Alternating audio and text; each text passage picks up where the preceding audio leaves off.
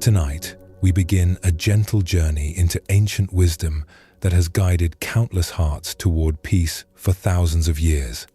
These are the most basic truths of Zen Buddhism, and they hold within them secrets that can transform how you meet each moment of your life. Before we begin, feel free to share what time it is and where you're listening from. There is nothing you need to accomplish here. These are not lessons to memorize or techniques to master. They are simply invitations to see life as it actually is, rather than how we wish it would be. And in that seeing, something shifts. Something softens. The ancient teachers found that peace is not something we must create or achieve. It is something we uncover. Like a clear lake that becomes cloudy when stirred, our minds settle naturally when we stop struggling against life as it is. There is nowhere else you need to be. Nothing else you need to do. We will walk together through stories and teachings of people who discovered profound peace. And as we walk, the path itself will teach you what you need to know. Thank you for being here. Let's begin our journey together. The Buddha taught that there are three fundamental characteristics of all existence. Three basic truths that, when truly understood, become gateways to freedom.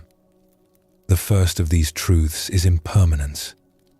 In the ancient language of the Buddha, this is called anicca. Everything changes. Nothing stays the same, not for a moment. This might seem obvious at first. Of course things change. The seasons turn. Our bodies age. Relationships evolve. We know this intellectually. But knowing something with the mind and understanding it with the whole of our being are two very different things. When we truly see impermanence, not just as a concept, but as the living reality of each moment, something profound shifts inside us. We stop trying to freeze time. We stop exhausting ourselves trying to hold on to what naturally wants to flow. And in that release, we discover a kind of trust we did not know was possible. The Zen masters teach that impermanence is not our enemy. It is our teacher. It is the force that allows life to renew itself. It is what makes each moment precious and unrepeatable.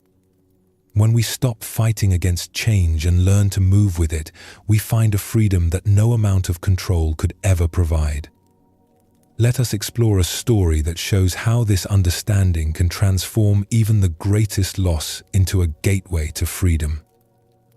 In the mountains of old Japan, there lived a Zen master named Kosen who had devoted more than 40 years of his life to collecting sacred texts.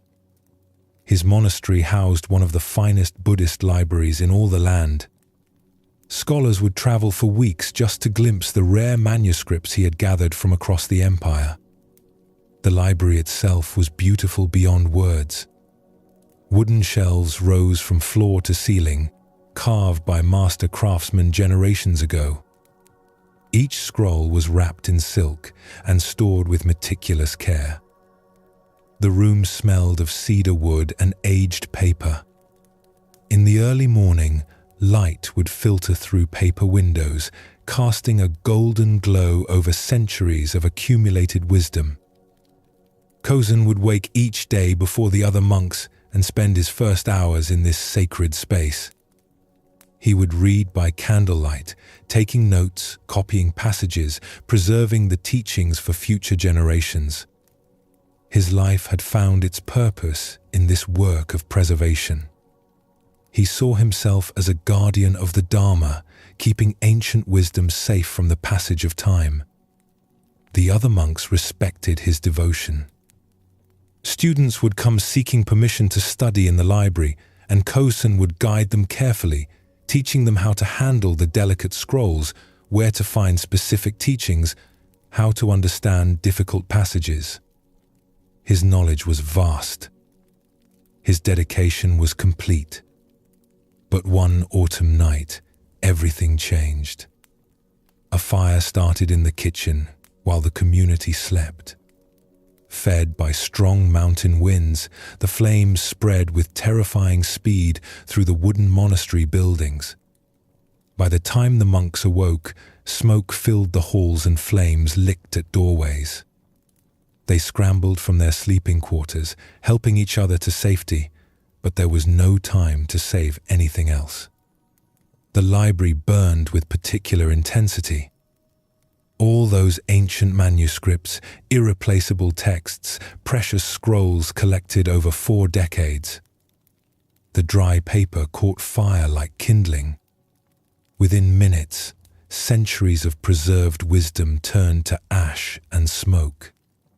The carved wooden shelves that had held such treasures became fuel for the hungry flames.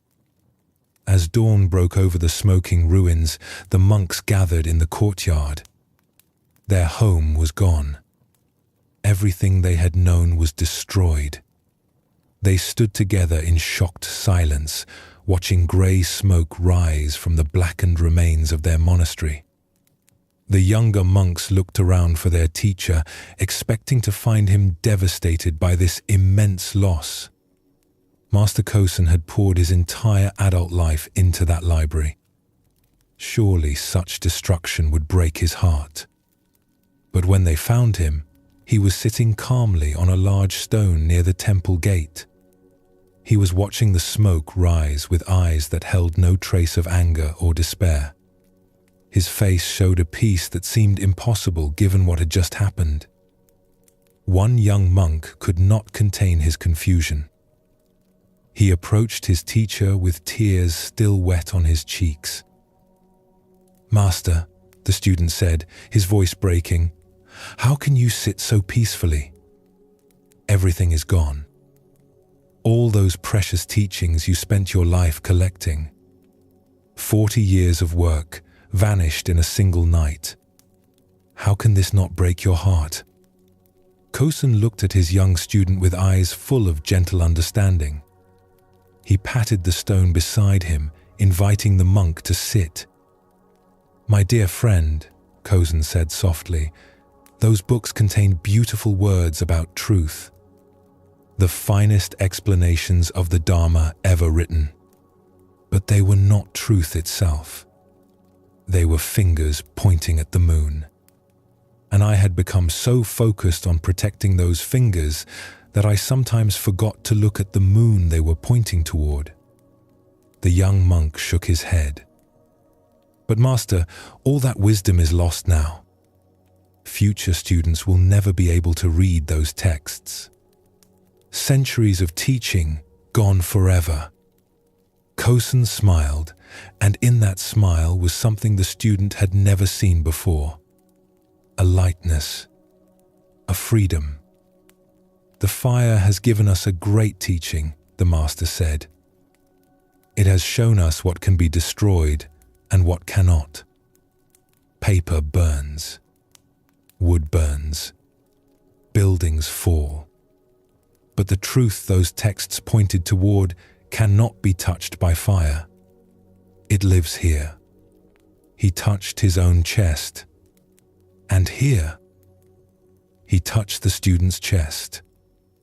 The Dharma was never in the library. It was always in us, waiting to be lived rather than merely preserved. He stood slowly and looked out at what remained of the monastery. The other monks were beginning to gather their few remaining possessions, starting to think about rebuilding. "Yesterday I was a keeper of books," Kosen said. "Today I am simply a teacher. Yesterday I worried about preserving old words.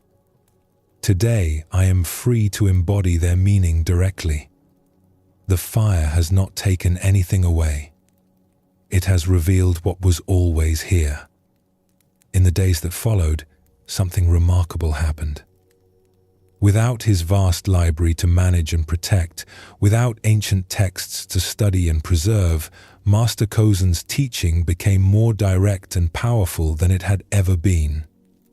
Students who came expecting to study old manuscripts instead met a living embodiment of the wisdom those texts had tried to capture. The master had discovered something profound. His attachment to preserving the Dharma had, in subtle ways, prevented him from fully expressing it. The fire had freed him from being a curator of truth and allowed him to become truth itself. This story shows us something important about the nature of change. Master Kozen's library was precious to him. He had devoted his life to its care.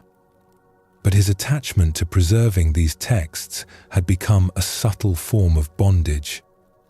He thought he was protecting the Dharma, but he was actually limiting how he could express it. The fire was not his enemy. It was his teacher. It burned away what he thought he needed and revealed what he actually had. When everything he had carefully preserved turned to ash, he discovered that the wisdom he sought to protect had never been in the scrolls at all. It had been in him the whole time, waiting to be lived rather than merely studied. This is what the Buddha meant when he taught about impermanence. Change is not something that happens to us occasionally. It is the fundamental nature of existence itself. Everything we think is solid and permanent is actually in constant flux. Our bodies, our possessions, our relationships, our circumstances. All of it is flowing, transforming, becoming something else. When we fight against this truth, when we try to hold on to things exactly as they are, we create suffering for ourselves. We exhaust our energy trying to prevent the inevitable. But when we understand that change is not our enemy, but the very force that allows life to renew itself, we can finally relax. We can appreciate what we have while we have it and release it gracefully when it changes form. Master Kozen's peace in the face of great loss came from this understanding. He had spent 40 years building and protecting his library. When it burned, he could have been destroyed by grief. But instead, he saw the fire as a teaching. It showed him that he had been clinging to something that was always temporary. And in releasing that attachment, he found a freedom he had never known before. The teaching of impermanence invites us to live with open hands, to love deeply without grasping, to care for things while knowing they will not last forever. This is not about becoming cold or indifferent. It is about loving so completely that we want what is best for whatever we love, even if that means letting it change and transform. When we truly understand that everything changes, we stop trying to freeze time. We stop exhausting ourselves trying to prevent the inevitable. Instead, we learn to appreciate what is here right now, knowing that this moment is precious exactly because it will not come again. Master Kozen discovered this when his library burned. And we too can discover it, not by studying it as a concept, but by opening our eyes to the reality that is already here. Everything around us is teaching this truth. The seasons change. Our breath flows in and out. Thoughts arise and dissolve. The body grows and ages. Nothing stays still. And in that constant movement, there is a kind of peace. Not the peace of things staying the same, but the peace of trusting the flow. Not the peace of control, but the peace of acceptance. When we stop fighting the river, we can finally learn to swim. When we stop resisting change, we discover that we are strong enough to meet whatever comes. This is the first gateway, the gateway of impermanence. Let yourself rest in this understanding. You do not need to grasp it with your thinking mind. Simply allow it to settle into your being like rain soaking into earth. The truth of change is already working in you, already transforming you, already guiding you toward the freedom that comes from seeing life as it actually is. As we move forward in our journey together, this understanding of impermanence will continue to unfold, revealing deeper layers of wisdom. But for now, simply breathe. Simply be. Let yourself be carried by the flow of this moment, trusting that everything is exactly as it needs to be. The second basic truth that the Buddha taught is perhaps the most misunderstood. In the ancient language, it is called dukkha.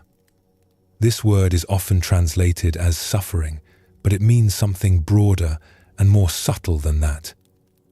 Dukkha points to the way life includes difficulty, disappointment, and pain as part of its natural fabric.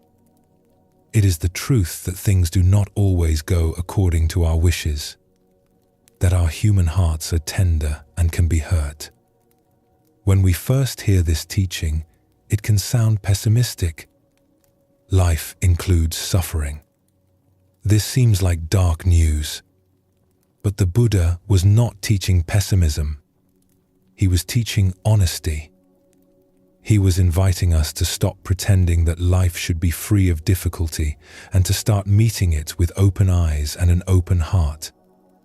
And here is the remarkable thing. When we stop running from pain, when we stop pretending it should not be there, something beautiful happens. Our hearts naturally open. The very suffering we tried to avoid becomes the doorway to compassion, to kindness, to a tenderness that embraces all of life, both the joy and the sorrow. The Zen masters teach that our difficulties are not obstacles to awakening. They are the path itself. When we meet our pain with gentle awareness, when we stop judging ourselves for hurting, when we extend understanding to others who are struggling, we discover that the tender heart is also the wise heart. The compassionate heart is also the peaceful heart. Let us explore a story that shows how meeting suffering with understanding can transform what seems like harm into healing. In a small village, there lived a baker named Kenji who was known throughout the region for his kind heart and generous spirit. Every morning before dawn, he would light his ovens and begin preparing fresh bread for the day. The smell of baking would drift through the narrow streets, waking people gently and filling them with anticipation for the warm loaves they would buy. Kenji had a simple practice that he had followed for many years. He would always bake a few extra loaves each day and leave them on a wooden shelf outside his shop. A small sign hung above the shelf that read, "For those who need them." Travelers, poor families, anyone who was hungry could take what they needed without having to ask or explain their circumstances. This small act of kindness was simply part of how Kenji lived. But one harsh winter, when snow lay thick on the ground and food became scarce throughout the region, desperate times came to the village. A group of men who had lost their work at a distant mine found themselves with no means to feed their families. They had tried begging, but the villagers themselves had little to spare. In their desperation, they began stealing from shops and homes, taking whatever they could find under cover of darkness. Kenji's bakery was robbed 3 times in 2 weeks. Each time, the thieves took not just the free bread from the shelf outside, but also money from his cash box and flour from his stores. The 3rd time, they also broke several of his baking tools and overturned his carefully organized workspace, perhaps in frustration at finding less money than they had hoped. The other villagers were outraged on Kenji's behalf. They came to his shop with anger in their voices. "You must stop leaving bread outside," they told him. You are just encouraging them. Put bars on your windows. Get a large dog to guard your shop at night. Show these criminals that you will not be an easy target. But Kenji continued his practice. Each morning he would arrive to find his shop disturbed, sometimes damaged. He would clean up quietly, repair what he could, and bake his bread as usual. And still, he left the extra loaves on the shelf outside, though now they disappeared even more quickly than before. One particularly cold night, when the wind howled through the village streets and frost covered every surface, Kenji was working late. He was preparing dough for the next day's baking, his hands moving through the familiar motions of kneading and shaping. The work brought him peace, even after the difficulties he had faced. He heard a sound at his front door. Footsteps in the snow. Whispered voices. He looked up and saw shadows moving outside his shop window. Instead of hiding or calling for help, Kenji did something that surprised even himself. He walked to the door and opened it. 3 men stood there in the cold. Their faces were thin with hunger, their clothes torn and inadequate for the winter weather. They had clearly come to steal again, but they froze when they saw Kenji looking at them directly. "You must be very cold," Kenji said softly, "to be out on such a bitter night." The men did not know how to respond. They had expected to find the shop empty, to take what they needed and disappear back into the darkness. They had not expected kindness. "I have soup cooking," Kenji continued. "And there is fresh bread just out of the oven. Would you like to come in and eat?" The oldest of the 3 men, who seemed to be their leader, looked suspicious. "Why would you help us?" "You know who we are. We are the ones who have been taking from you." Kenji nodded calmly. "I know. And I can see that you take only what you need to survive. A man does not steal bread because he is evil. He steals bread because he is hungry." He stepped aside and gestured for them to enter. "The winter is hard for everyone, but it does not have to make us into enemies." Slowly, cautiously, the 3 men entered the warm bakery. The contrast between the bitter cold outside and the warmth of the ovens was so strong that one of them began to weep quietly. Kenji pretended not to notice. He simply served them bowl after bowl of hot soup and all the fresh bread they could eat. As they warmed up and filled their empty stomachs, they began to talk. Their story came out in pieces. They had all worked at the same mine until it closed suddenly. With no work available and their savings gone, they had been forced to live in the forest. They had tried begging, but the village was poor itself this winter. Stealing had seemed like their only option for survival. "We never wanted to hurt anyone," the youngest one said, his eyes filling with tears. "We just did not want our families to starve." Kenji listened to their story with deep attention, asking gentle questions, understanding the desperation that had driven them. When they finished eating, he made an offer that astonished them. "I could use help with the early morning baking," he said. "The work is hard and the hours are long.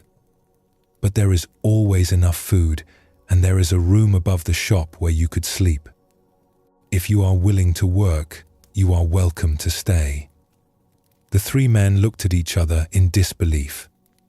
They had come to steal from this man, and he was offering them jobs and shelter. The oldest man shook his head slowly. "Why would you trust us?" he asked. "We have robbed you. We have damaged your property. We could steal from you again." Kenji smiled gently. "Because I believe that people do better when they are given the chance to do better. You stole because you were desperate. But desperation is not who you are. It is just a situation you found yourselves in. Now you have a choice to make about who you want to be. The men stayed. They worked harder than any employees Kenji had ever had, grateful beyond words for the chance to earn an honest living. Within a few months, the bakery was more prosperous than it had ever been.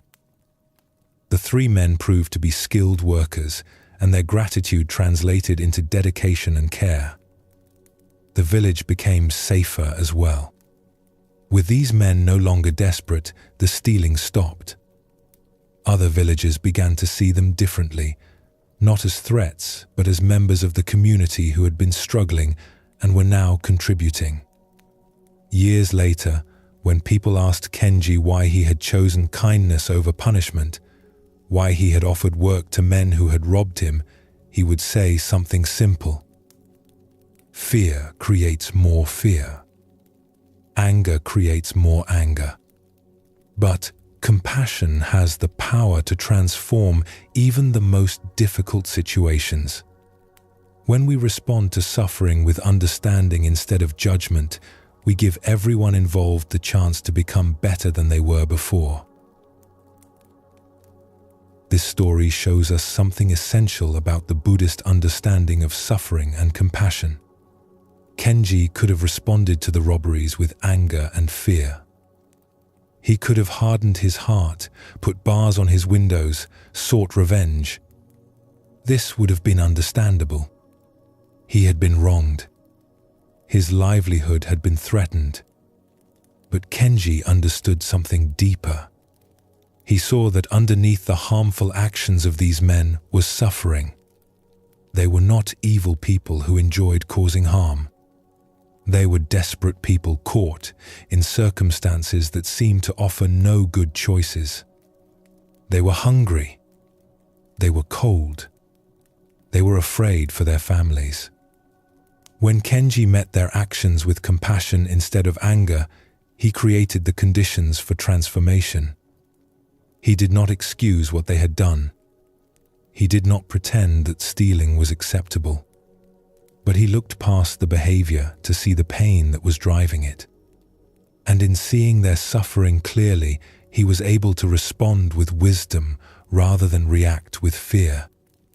This is what the Buddha meant when he taught about dukkha and compassion. Suffering is part of the human experience. All beings experience pain, fear, and difficulty. When we can see this clearly, when we understand that harmful behavior often comes from a place of hurt, we naturally feel compassion arise. Not as something we force ourselves to feel, but as the natural response of a heart that truly understands. Kenji's compassion was not weakness. It was strength. It took courage to open his door to men who had robbed him. It took wisdom to see past his own anger and fear to recognize their desperation. And it took confidence in his own understanding of human nature to offer them a second chance. The transformation that followed was not magic. It was the natural result of meeting suffering with understanding. The men were not bad people who needed to be punished. They were struggling people who needed support and opportunity. When they received compassion instead of condemnation, they were able to show who they truly were beneath the desperation. This teaching about compassion extends in all directions, outward toward others who are struggling, but also inward toward ourselves.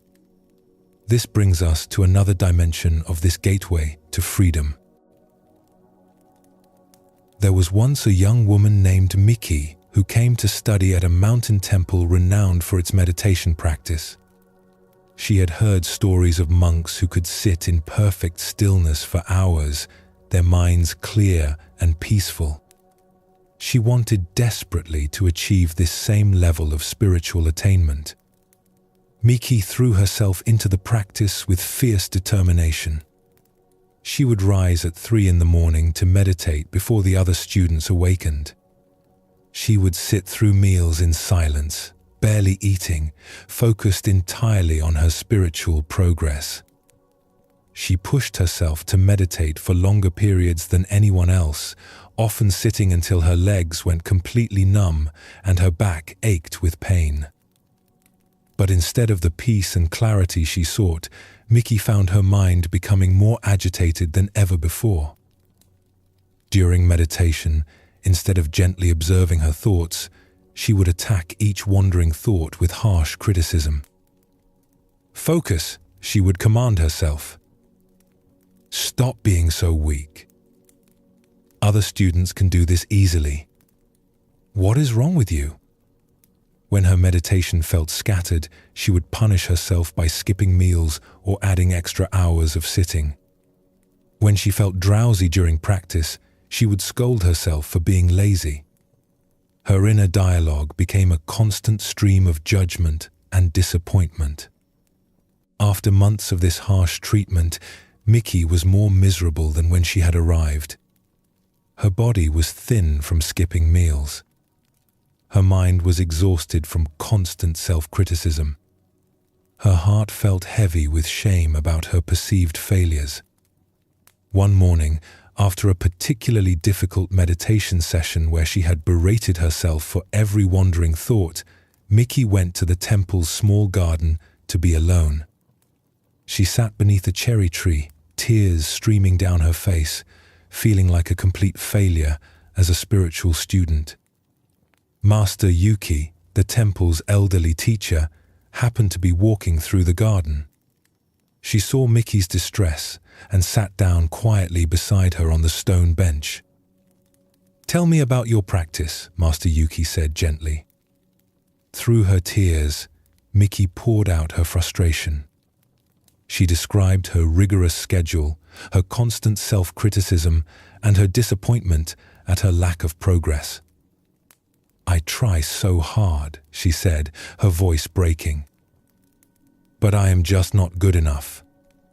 I will never be able to meditate like the other students. Maybe I should just give up." Master Yuki listened with compassionate silence. When Miki finished, the teacher pointed to a small bird that had landed near their feet, pecking at the ground in search of seeds. "Watch this little bird," Master Yuki said. "See how naturally it moves. It does not criticize itself for not finding food quickly enough. It does not compare itself to other birds.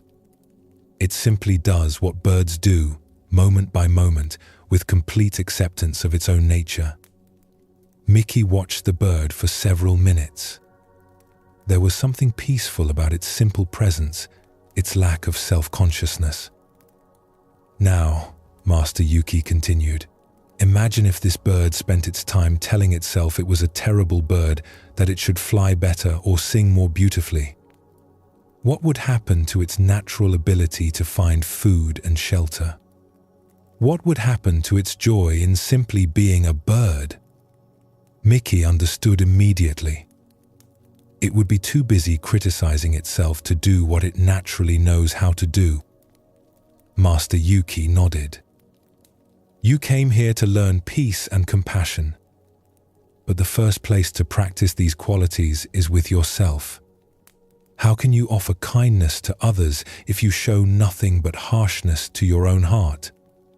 How can you find peace in meditation if you are at war with your own mind?" The teacher's voice was filled with gentle warmth. "The path is not about becoming perfect. It is about becoming kind. First to yourself, then to all beings. Your mind will wander during meditation. That is what minds do. The practice is not to stop this wandering, but to notice it with the same gentle affection you would show a beloved child who gets distracted while learning something new." From that day forward, Miki changed her entire approach to practice. Instead of commanding her mind to focus, she would gently invite it back to the breath. Instead of criticizing wandering thoughts, she would acknowledge them softly and return to her meditation with kindness. When her body felt tired, Instead of pushing through with harsh determination, she would adjust her posture or take a brief rest, treating her physical needs with respect. When difficult emotions arose during sitting, instead of judging them as obstacles, she would breathe with them gently, as she might comfort a dear friend in distress. The transformation was remarkable. Within weeks, Miki's meditation became naturally deeper and more peaceful. Her mind, no longer under constant attack, began to settle into the stillness she had been seeking. More importantly, the harsh inner critic that had tormented her for so long gradually softened into a voice of gentle encouragement. Years later, Miki became known for her compassionate teaching style and her ability to help struggling students find their way to genuine peace. When asked about her approach, she would say, "I learned that the kindness we show ourselves becomes the foundation for all the kindness we offer the world. We cannot give what we do not have, and we cannot find peace through fighting ourselves." Breathe gently now. Feel how your body naturally supports you without any effort on your part. The story of Miki shows us another essential aspect of this gateway of the tender heart. Compassion must include ourselves. In fact, it must begin with ourselves. If we treat our own struggles with harshness and judgment, we will never find the peace we seek. Miki believed that spiritual progress required harsh discipline and constant self-criticism. She thought that if she could just push herself hard enough, punish herself for every failure, and maintain perfect control over her wandering mind, she would eventually achieve peace. But this approach only created more suffering. Master Yuki helped her see that this harsh treatment was itself a form of violence.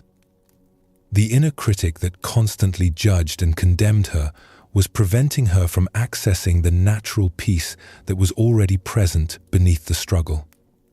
Her mind could not settle because it was constantly under attack. When Miki learned to treat herself with the same gentleness she would offer to a struggling child or a dear friend, everything changed. Her meditation deepened not because she forced it to, but because she stopped fighting against herself. Her mind settled not because she commanded it to, but because she created the conditions of kindness and acceptance in which settling could happen naturally. This teaching is especially important in our approach to spiritual practice and to life itself. Many of us carry an inner voice that is far harsher than we would ever be to another person. We criticize ourselves for being imperfect, for struggling, for having human limitations. We think this harsh treatment will motivate us to improve. But it does the opposite. It exhausts us and prevents us from accessing our natural wisdom and capacity for peace. The Buddha taught that all beings deserve compassion, and this includes ourselves. Our struggles are not evidence of failure. They are evidence of being human. Our imperfections are not obstacles to awakening. They are the very ground in which awakening grows. When we can meet our own difficulties with the same understanding and kindness that we hope to extend to others, we discover that peace was never something we needed to achieve through force. It was always available, waiting for us to stop fighting and simply allow it to be here. Let your breath flow naturally without trying to control it. Notice how it knows what to do without any instruction from you. This gateway of the tender heart, this understanding of dukkha and compassion transforms everything about how we meet life's difficulties. We stop seeing our struggles as evidence that something is wrong with us. We stop treating pain as an enemy to be defeated. Instead, we begin to understand that our capacity to suffer is also our capacity to love. that our tender hearts, which can be hurt, are also the hearts that can open to all beings with understanding and care. When Kenji looked at the men who had robbed him, he saw their suffering clearly. This seeing naturally gave birth to compassion. When Miki learned to look at her own struggles with gentleness rather than judgment, she found the peace she had been seeking through harsh discipline. Both of them discovered that the tender heart is not weak. It is profoundly strong because it is willing to feel, to understand, to remain open even in the face of difficulty. This is the second gateway, the gateway of the tender heart. It invites us to stop running from suffering and to start meeting it with wise compassion. Not because we want to suffer, but because we understand that pain is part of life and that our response to pain determines whether it becomes a doorway to freedom or a prison of isolation. As you rest here, notice if there is any place where you have been harsh with yourself, any way you have been treating your own struggles with judgment or criticism. Can you soften there? Can you offer yourself the same understanding you would offer to someone you love who was struggling? This compassion, this tenderness toward ourselves and all beings naturally leads to peace. Not because it eliminates difficulty, but because it changes our relationship to difficulty. When we stop fighting our own hearts, when we stop demanding that life be free of pain, we discover a spaciousness that can hold everything: joy and sorrow, success and failure, strength and vulnerability. All of it held in the compassionate awareness that says, yes, this too. This is also part of being alive. Let yourself rest in this understanding. The tender heart is the wise heart. The compassionate heart is the peaceful heart. And this peace is not something far away or difficult to achieve. It is here, in this moment, in the gentleness with which you can meet whatever arises, in the understanding that all beings struggle and that this shared vulnerability is what connects us to one another in the deepest way. Breathe. Rest. Allow the teaching to settle into you like rain soaking into thirsty earth. The gateway of the tender heart is open. All that is required is the willingness to walk through it with kindness. The third basic truth that the Buddha taught is perhaps the most subtle and the most freeing. In the ancient language, it is called anatta. This word is often translated as no self or emptiness, but these translations can sound confusing or even frightening. What does it mean to have no self? Are we being asked to disappear? But anatta points to something gentler and more liberating than these words suggest. It means that we are not as separate as we think we are, that the boundaries we draw between ourselves and the world are not as solid as they appear, that the fixed identity we cling to, the story we tell about who we are, is not the deepest truth of our being. When we truly see this, when we recognize that we are not isolated islands but part of the vast flowing river of life, something relaxes inside us. The burden of having to be somebody, of having to maintain a particular identity, begins to lift. We discover a spaciousness, a freedom that comes from no longer being trapped in narrow definitions of who we think we must be. The Zen masters teach that much of our suffering comes from defending and maintaining a sense of separate self. We spend enormous energy trying to be somebody special, trying to prove our worth, trying to live up to the stories we believe about ourselves. But what if the peace we seek lies not in becoming someone better, but in recognizing the freedom that exists beyond all these identities? Let us explore a story that shows how releasing our grip on limited self-definitions can open us to a much larger truth.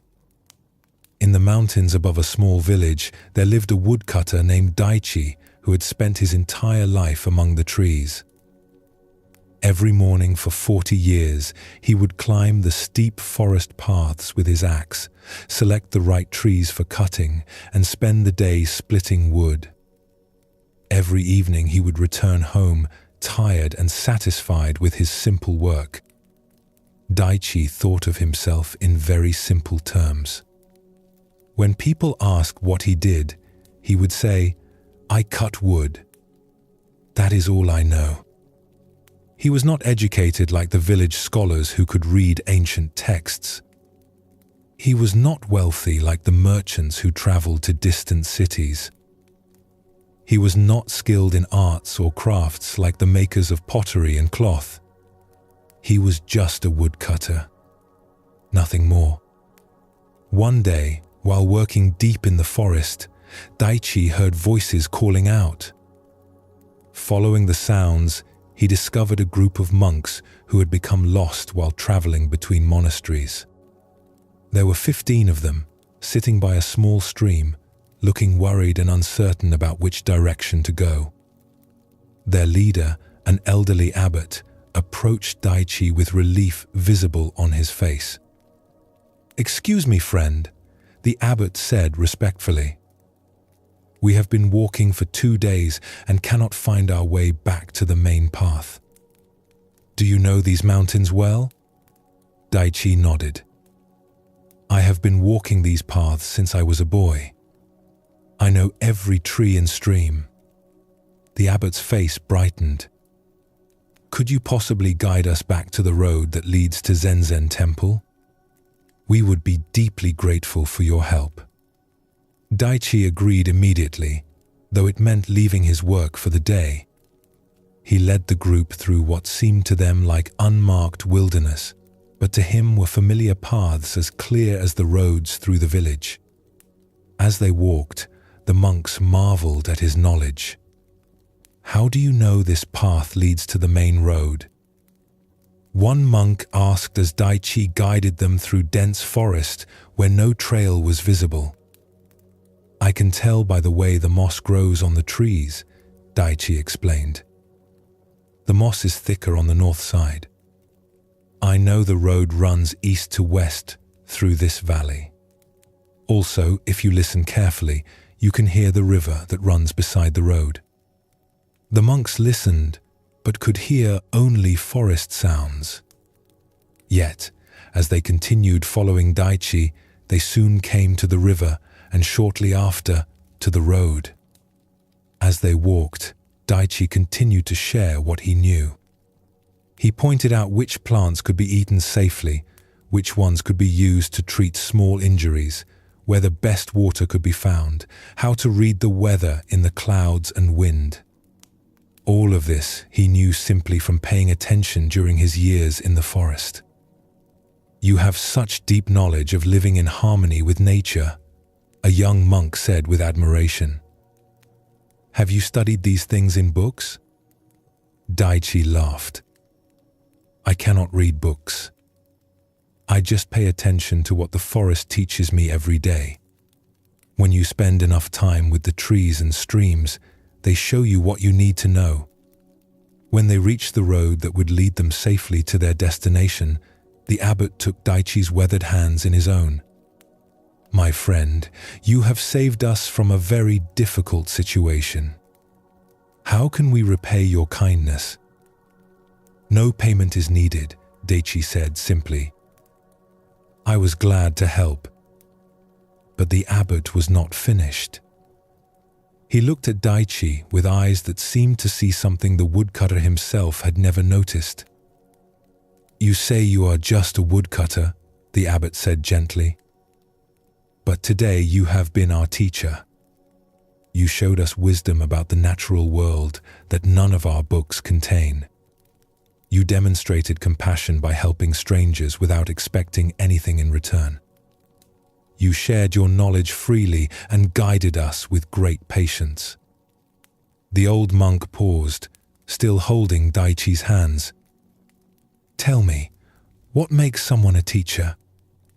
Is it having read many books, Or is it having learned from life and sharing that learning with others who need it? Daichi was quiet for a long moment. I suppose it is about sharing what you know to help others. And what makes someone wise? The abbot continued. Is it knowing complicated theories, or is it understanding how to live well and peacefully with the world? Again, Daichi thought carefully. Perhaps wisdom is knowing how to work with life instead of fighting against it. The abbot smiled warmly.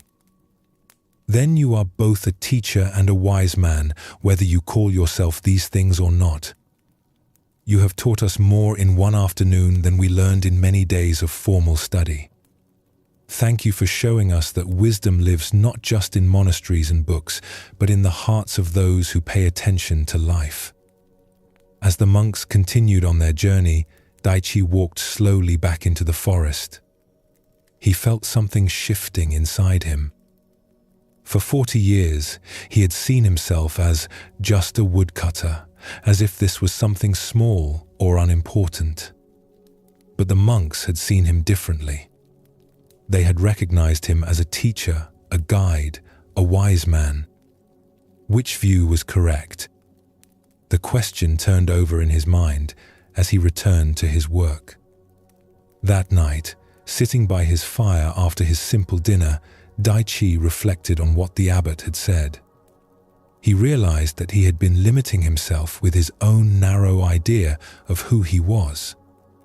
He had thought that being a woodcutter was somehow less valuable than being a scholar or a monk.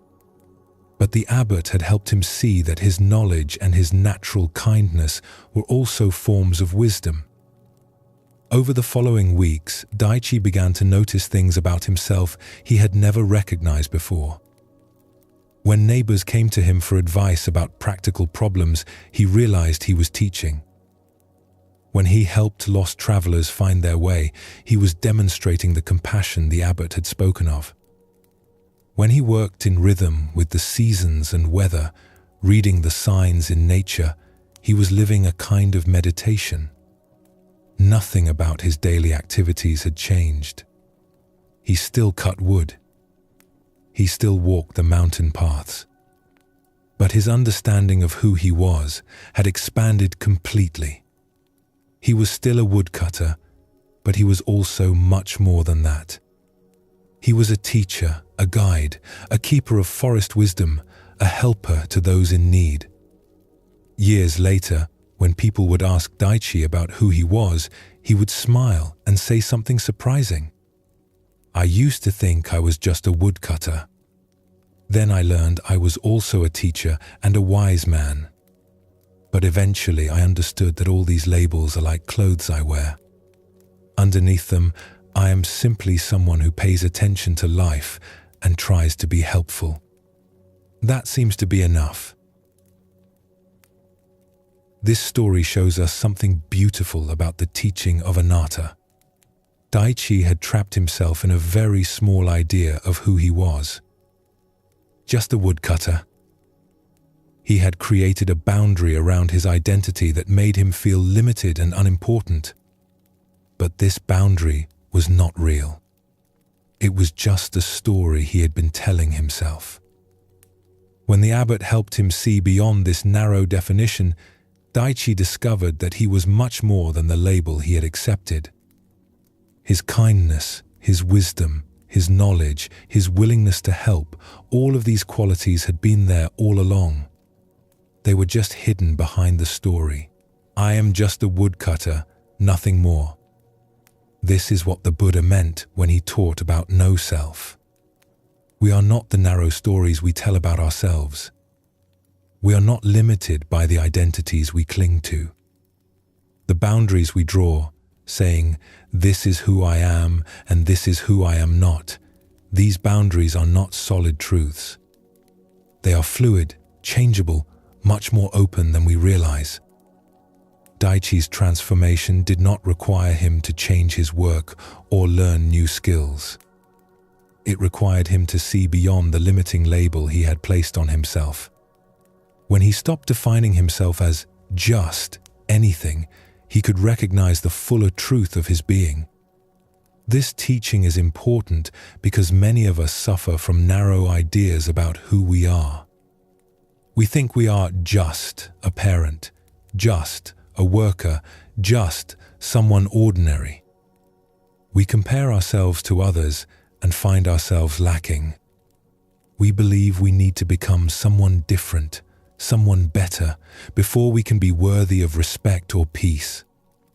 But the Zen teaching of anatta tells us something different. It says that beneath all these labels and identities is something much more spacious. A natural awareness, a basic goodness, a capacity for wisdom and compassion that is not dependent on any particular role or achievement. When we stop defending narrow definitions of ourselves, we discover a freedom we did not know was possible. Notice the space around you, the air that holds the sounds, that carries the light. Can you sense how you are held by something larger than your idea of yourself? Let us explore another story that takes this teaching even deeper, showing us what lies beneath all our ideas about who we are. There was once a monastery that took in orphan children and raised them as part of the community. One of these children was a boy named Kodo, who had been found as an infant with no knowledge of his family or origins. The monks raised him with kindness and care, but Kodo always felt different from the others. Unlike the monks who had chosen their spiritual path, Kodo felt like he belonged nowhere in particular. He was not officially a monk, since he had never taken vows. But he was not a regular villager either, since he had been raised in the monastery. He helped with daily tasks and participated in temple life, but he often felt like he was simply existing without any real purpose. As Kodo grew into a young man, this feeling of not belonging grew stronger. He would watch the monks during their ceremonies and feel like an outsider looking in. He would see village families during festivals and feel envious of their clear connections to each other. He began to think of himself as nobody special, just someone who happened to end up at the monastery by chance. One day, a renowned master from the capital came to visit the temple. Master Sogen was known throughout the region for his wisdom and his ability to see the true nature of anyone he met. The monks were honored to receive such a guest, and they prepared their finest ceremonies to welcome him. During his stay, Master Sogen met privately with each monk to offer personal guidance. Kodo assumed he would not be included in these meetings since he was not officially a monk. But to his surprise, he was called to see the master just like everyone else. Kodo approached the meeting with nervousness, unsure what to say to such an important teacher. He entered the simple room where Master Sogen sat and bowed respectfully. "Please, sit," the master said with a warm voice. "Tell me about yourself." "There is not much to tell, Master," Kodo said quietly. "I am not really anybody special. I was left here as a baby. The monks have been kind enough to let me stay, and I help with daily work. But I do not have any particular skills or purpose. I am just here." Master Sogen listened carefully, his eyes gentle and attentive. When Kodo finished, the master asked a simple question. "Who told you that you are nobody special?" Kodo was surprised. "Well, nobody told me directly. I just know it is true. I have no family, no name, no achievements. I have not taken vows or done anything important. I am just an orphan who lives at a monastery." "I see," Master Sogen said softly. "And who decided that having a family name makes someone special? Who determined that taking vows or achieving things gives a person value?" Kodo had never thought about these questions before. I suppose I just assumed these things mattered. Master Sojun smiled. Let me tell you what I see when I look at you. I see someone who has been shaped by spiritual practice since infancy. I see someone who has learned to live simply and help others without expecting recognition. I see someone who has grown up surrounded by wisdom and compassion and has absorbed these qualities naturally, like a plant absorbing sunlight. The master leaned forward slightly, his voice becoming even gentler. Most people come to spiritual practice later in life, after their minds have been filled with worldly concerns and confused ideas. You have been practicing from the beginning, even if you did not know that is what you were doing.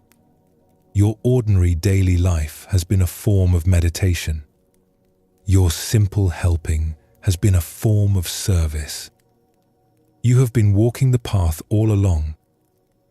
Kodo felt confused. But I have never achieved enlightenment or had profound realizations like the stories about great masters. I have never felt special or different. And how do you know what enlightenment looks like? Master Sojun asked gently. What do you think it should feel like? Do you imagine it comes with lightning and visions and a sense of being extraordinary? I thought it would feel different somehow. I thought enlightened people would feel important and special. Master Sojun laughed, but it was a kind laugh, full of warmth. My friend, you have been looking for enlightenment as if it was something that would make you feel superior to others, something that would prove you are special. But what if wisdom is exactly the opposite? What if peace comes from recognizing that you do not need to be special at all? That you are already complete, exactly as you are? He gestured toward the window, where other monks could be seen going about their daily tasks. Look at your brothers out there. They are sweeping, cooking, tending the garden. Are they any less awake when they are doing these simple tasks than when they are sitting in meditation? Is their true nature only present during formal practice, or is it always here, in every moment, in every activity? Kodo watched the familiar scene with new eyes. He began to understand what the master was pointing toward. The Buddha nature you have been seeking, Master Sojun continued, is not hidden inside you waiting to be discovered through special achievements. It is what has been looking through your eyes your entire life. It is what has been present during every moment of simple kindness, every act of helping, every instant of attention to your daily work. Master Sojun stood and placed a gentle hand on Kodo's shoulder. You came here telling me you are nobody special. And in one way you are absolutely right. You are not special in the way the small self wants to be special. You are not important in the way the mind wants to be important.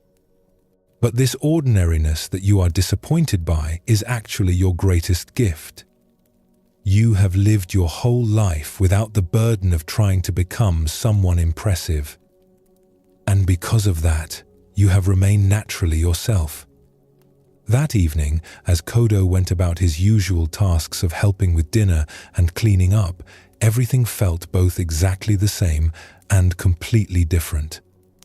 He was still doing the same simple work, still living the same quiet life. But he was no longer waiting for something else to happen. He was no longer looking for a different identity or a special achievement to make him feel valuable. He realized that the seeking itself had been the only thing preventing him from recognizing what was already here. His true nature had been present all along, not hidden, but so obvious that he had overlooked it while searching for something more impressive. The story of Kodo reveals the deepest aspect of the teaching of no self. We often think we need to become someone special, achieve something important, or have dramatic spiritual experiences to be complete. But the truth is the opposite. Our true nature is already here, not as something extraordinary, but as the ordinary awareness that experiences life moment by moment. Kodo's struggle was not that he lacked something. It was that he had convinced himself he was lacking. He had created an identity based on not having a family name, not having taken vows, not having achieved anything notable. This negative identity was as much a prison as a positive one would have been. Either way, he was trapped in stories about who he was or was not. Master Sojin helped him see that all these stories, positive or negative, are just stories. They are not the truth of what we are. Beneath the orphan, beneath the helper, beneath all the labels and roles, there is simply awareness itself, simply being. And this being is already complete, already whole, already at peace. This is perhaps the most liberating teaching in all of Buddhism. We do not need to earn our worth through accomplishments. We do not need to prove we are special through achievements. We do not need to become someone different before we can rest in peace. The awareness that is reading these words right now, the consciousness that experiences thoughts and feelings, is already complete just as it is. When we truly understand this, a great burden lifts. We can stop defending our identity, stop proving our worth, stop trying so hard to be somebody. We can simply be what we are, which is much more spacious and free than any identity we could construct. This teaching of anatta, of no separate self, does not mean we disappear or become nothing. It means we recognize that we are not trapped in the narrow boxes we have built around ourselves. We are not limited by our past, our family background, our achievements or lack of them. All of these things are part of our story, but they are not the essence of what we are. What we truly are is more like the space that holds everything, like the sky that allows all weather to pass through it without being damaged or diminished. Our true nature is not in any particular cloud or storm, but in the vast openness that remains unchanged regardless of what appears within it. Both Daichi and Kodo discovered this in their own ways. Daichi learned that he was not limited to being just a woodcutter. Kodo learned that he did not need to be anybody special. Both teachings point to the same truth. We are not the narrow identities we cling to. We are something much more open, much more free, much more spacious than any label can capture. This understanding naturally brings peace because it removes the burden of having to maintain a particular self-image. When we are not defending an identity, not trying to prove something, not struggling to become someone different, we can finally rest. We can meet life as it comes without feeling like we must fit it into our story of who we are. Let yourself rest in this understanding now. You do not need to be anybody particular. You do not need to have achieved anything special. The simple fact of your awareness, of your capacity to be present, of your willingness to listen and learn, this is enough. This has always been enough. The gateway of no separation is not about losing yourself. It is about finding your true self beneath all the false identities you have carried. It is about discovering that you are not an isolated island, but part of the vast ocean of being. And in this recognition, there is a peace that does not depend on maintaining any particular story about who you are. Breathe. Rest. Allow these words to point beyond themselves to the living truth they are trying to indicate. You are not your story. You are not your achievements or failures. You are not your labels or roles. You are the awareness that witnesses all of these things. And that awareness is already free, already complete, already at peace. This is the third gateway. The gateway of recognizing that the boundaries we draw around ourselves are not as solid as they seem, that we are much more than our limited ideas about who we are, and that in this spaciousness, in this freedom from narrow self-definition, there is a natural ease and peace that was here all along, simply waiting to be recognized. There is a simple practice that runs through all of Zen Buddhism like a golden thread. It is the practice of being fully present for this moment, exactly as it is. In the teachings, this is often called mindfulness, but that word can sound formal or complicated. What it really means is paying attention, being here. Not lost in thoughts about yesterday or tomorrow, but actually experiencing what is happening right now. This might sound easy, but if you watch your mind for even a few moments, you will notice something surprising. The mind is almost never fully here. It is planning the future, replaying the past, judging the present, wandering in daydreams. Our bodies are in one place, but our attention is somewhere else entirely. The Zen masters discovered something remarkable about this divided attention. They found that most of our suffering comes not from what is actually happening, but from our thoughts about what is happening. The actual experience of this moment is usually workable, often even pleasant. But our thoughts about how things should be different, about what might happen next, about what already happened, these thoughts create layers of stress and struggle on top of simple reality. When we learn to be fully present, even for brief moments, something shifts. The racing mind settles like dust settling in still water. The body relaxes, and we discover that this moment, met with full attention, contains a completeness we had been missing while we were lost in thought. Let us explore a story that shows how learning to be truly present can transform even the simplest activities into sources of deep peace. In a distant province, there lived a tea merchant named Taro who traveled from village to village selling fine teas from mountain gardens. His cart was filled with carefully wrapped packages of green tea, black tea, and rare flowering teas that bloomed like small miracles when steeped in hot water. Taro took great pride in his knowledge of tea and his ability to match each customer with the perfect blend for their taste. But Taro had a problem that troubled him deeply. His mind was always somewhere else. While walking through one village, he would be thinking about the next village he needed to reach. While talking with customers about tea, he would be calculating profits or worrying about tomorrow's weather.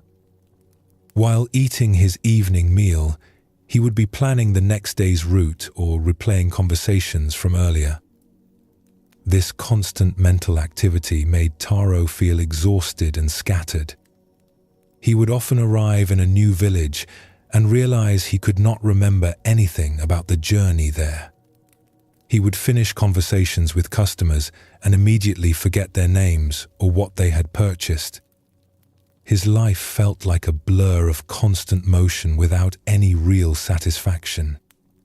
One evening, Taro arrived in a mountain village just as the sun was setting. He was tired from a long day of travel and eager to find lodging for the night. As he walked through the quiet streets pulling his cart, he noticed a small tea house with warm light glowing from its windows. Inside, an elderly woman sat alone at a low table, slowly preparing tea with careful, unhurried movements. Something about her presence caught Taro's attention. She seemed completely absorbed in what she was doing, as if nothing else in the world existed except this tea ceremony unfolding before her. Taro knocked gently and asked if he might shelter there for the night.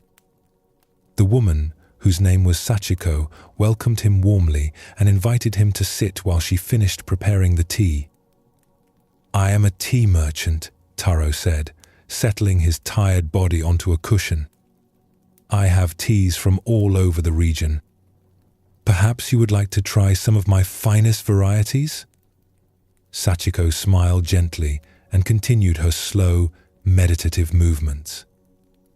"Thank you for your generous offer," she said. "But first, would you join me in drinking this tea I have already prepared? It is just simple green tea, nothing special." Taro agreed, though he was curious to show off his premium selections. Sachiko poured the tea into small, humble clay cups and placed one before Taro. Then she lifted her own cup with both hands and took a slow, appreciative sip. Taro lifted his cup and took a quick drink, ready to comment on the quality and suggest improvements. But before he could speak, Sachiko asked quietly, "What did you taste?" The question surprised Taro. "Well, it is green tea. Decent quality, though I have much better varieties in my cart. The leaves could be picked earlier in the season for a more delicate flavor, and the water temperature might have been." "No," Sachiko interrupted gently. "I did not ask you to analyze or compare. I asked what you tasted. Right now, in your mouth, what do you actually taste?" Taro paused, confused. He lifted the cup again and took another sip, this time trying to focus on the actual sensations. But his mind immediately began its familiar pattern of comparison and evaluation, thinking about other teas he had tasted, judging this one against his mental standards. "Try once more," Sachiko suggested. "But this time, drink as if you have never tasted tea before. As if this is the first sip of tea in your entire life." Taro found this instruction strange, but something in the woman's peaceful presence made him want to try. He lifted the cup very slowly and took the smallest possible sip. Instead of thinking about the tea, he tried to simply experience it. For the first time, he noticed the warmth spreading across his tongue. He felt the subtle bitterness that made his mouth feel slightly dry. He detected a hint of sweetness that appeared after the initial taste faded. There was an earthy quality that reminded him of morning mist over mountain forests. "Now what did you taste?" Sachiko asked. "I actually tasted the tea," Taro said, surprised by his own response. "Not my thoughts about the tea, but the tea itself." Sachiko nodded with approval. Most people spend their whole lives drinking tea without ever really tasting it. They are so busy thinking about the tea, comparing it to other teas, judging whether they like it or not, that they miss the direct experience of drinking. She poured him another cup. "Try again. This time, also notice what it feels like to hold the warm cup in your hands. Notice the sensation of swallowing. Pay attention to the steam rising from the surface." Taro spent the next hour drinking tea with a level of attention he had never experienced before. Each sip became a small meditation. He noticed how his breathing naturally slowed when he focused completely on what was happening. His racing thoughts settled into quiet appreciation for this simple activity. "This is how I learned to find peace," Sachiko told him as the evening grew late. "Not by changing my circumstances, but by showing up fully for whatever was already here. I have been making tea in this same simple way for 30 years, and I discover something new every single time because I am truly present for the experience." That night, Taro slept more deeply than he had in months. The next morning, as he prepared to continue his journey, he found that everything felt different. As he loaded his cart, he noticed the weight and texture of each package. As he walked through the village, he heard birds singing that he had never noticed before. The morning air felt fresh and alive against his skin. From that day forward, Taro's approach to his work completely changed. Instead of rushing through his days with his mind elsewhere, he began to practice what Sachiko had shown him. When talking with customers, he listened fully to their words instead of planning his next sales pitch. When walking from village to village, he noticed the changing landscape, the feel of his feet on the path, the rhythm of his breathing. This simple shift in attention transformed not only Taro's experience of his work, but also his success as a merchant. Customers began seeking him out because they felt truly heard and understood when they talked with him. His genuine presence made people trust him, and his careful attention helped him match each person with exactly the right tea for their needs. Years later, when people asked Taro about the secret to his peaceful contentment, he would say simply, "I learned that happiness is not something you find by looking elsewhere. It is something you discover by being completely where you are." This story shows us something essential about the practice of presence. Taro was a tea merchant, someone whose entire life revolved around tea. Yet, he had never truly tasted tea. He had spent years thinking about tea, analyzing it, comparing different varieties, but he had never been fully present for the simple experience of drinking it. This is how most of us live. We are so busy thinking about our experiences that we miss the experiences themselves. We eat without tasting, walk without seeing, listen without hearing. Our attention is divided, scattered across past and future, rarely gathered completely into this present moment. When Sachiko asked Taro to simply taste the tea without analyzing or comparing, she was inviting him into a different way of being. A way of meeting life directly, through full attention, rather than through the filter of constant thinking. And in that simple shift, Taro discovered something he had been missing his entire life: the richness of actual experience. The teaching of mindfulness is not complicated. It is simply the practice of being here. When you eat, actually taste the food. When you walk, feel your feet touching the ground. When you listen to someone, hear their words without planning your response. This complete attention naturally brings peace because it stops the mental restlessness that keeps us feeling scattered and unsatisfied. Taro discovered that the same activity he had done thousands of times before, drinking tea, could become a source of deep satisfaction when he brought his full attention to it. This shows us that we do not need to change our circumstances to find peace. We need to change the quality of attention we bring to our circumstances. Notice the weight of your body right now. Feel how you are supported without any effort on your part. This support is always here, but we often miss it because our attention is elsewhere. The practice of presence transforms ordinary moments into opportunities for rest and renewal. When we eat with full attention, each meal becomes nourishing for both body and spirit. When we listen with complete presence, our relationships become deeper and more meaningful. When we bring mindful attention to any activity, it becomes a form of meditation that settles the mind naturally. Let us explore another story that shows how this practice of presence can sustain us even during life's most difficult moments. There was once a Zen master named Josen who was known throughout the region for his ability to remain calm and centered no matter what was happening around him. Students would come from distant temples to learn from him, hoping to discover the secret of his peaceful presence. But his most devoted student, a young monk named Kaku, was beginning to have doubts.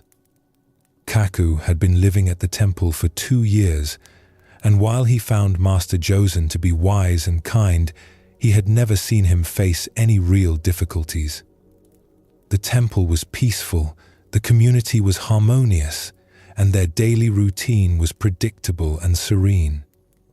Kaku wondered if his teacher's calmness was simply the result of living in such ideal conditions.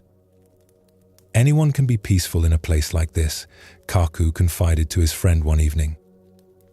But what would happen if Master Josen faced real problems? Would he still be so calm if his world was turned upside down? One autumn morning, Kaku's question was answered in a way he had not expected. A messenger arrived at the temple with sorrowful news. Bandits had attacked Master Josen's home village during the night. His elderly mother and younger brother, who still lived there, had died in the violence. The family home where Josen had grown up had been burned. Kaku watched his teacher's face carefully as he received this news. For a moment, Josen's eyes filled with tears and his body seemed to sag with the weight of grief. But then something remarkable happened. Instead of collapsing or raging against the tragedy, Josen simply sat down on a nearby stone and began to breathe slowly and deeply. "Master," the messenger said urgently, "should you not leave immediately? There may be arrangements to make, ceremonies to plan." Josen nodded gently. "Yes, I will go. But first I need a few moments to be present with this news and what it means." Kaku was amazed. His teacher was facing terrible loss, and yet he was not running around frantically or drowning in despair. Instead, he was sitting quietly, apparently paying careful attention to his own grief and shock. After several minutes of silent breathing, Josen stood up calmly. "Kaku," he said, "please come with me. We will travel to my village together." During the long journey, Kaku expected his teacher to be lost in sorrow or distracted by planning. Instead, he found that Josen was more present and attentive than ever. When they stopped to rest, Josen noticed the changing colors of the autumn leaves. When they encountered other travelers, he listened to their stories with complete attention. When they shared simple meals, he ate with obvious appreciation for the food. "Master," Kaku finally asked, unable to contain his confusion, "how can you notice such small things when something so painful has happened? Should you not be too upset to pay attention to anything else?" Josen stopped walking and looked at his student with eyes that held both deep sadness and profound peace. "Kaku, this is exactly when mindful attention matters most. When we are overwhelmed by difficulty, our first instinct is to escape from the present moment. We get lost in thoughts about what we should have done differently, or we imagine all the ways the future will be affected by this loss." He gestured to the forest path they were walking. But escaping into mental stories about the past or future does not help anyone. My mother and brother are gone, and no amount of mental anguish will bring them back. What I can do is honor their memory by staying fully present for whatever needs my attention right now. Josen picked up a fallen leaf and studied its pattern of veins and colors. If I spend this journey lost in thoughts of regret or worry, I miss the opportunity to appreciate the beauty they would have wanted me to see. If I am too distracted by grief to listen carefully to the people we meet, I might miss chances to help someone who needs it. He looked directly at Kaku. Mindfulness is not about avoiding difficult emotions or pretending everything is fine. It is about being present for all of life, including the painful parts. When I sit with my grief mindfully, I can feel it completely without being destroyed by it. When I stay present even in sorrow, I remain available to respond wisely to whatever needs my care. When they reached the village, Kaku saw his teacher's wisdom in action. Because Josen was fully present for each conversation and decision, he was able to comfort other grieving families, arrange meaningful ceremonies, and handle practical matters with clarity and compassion.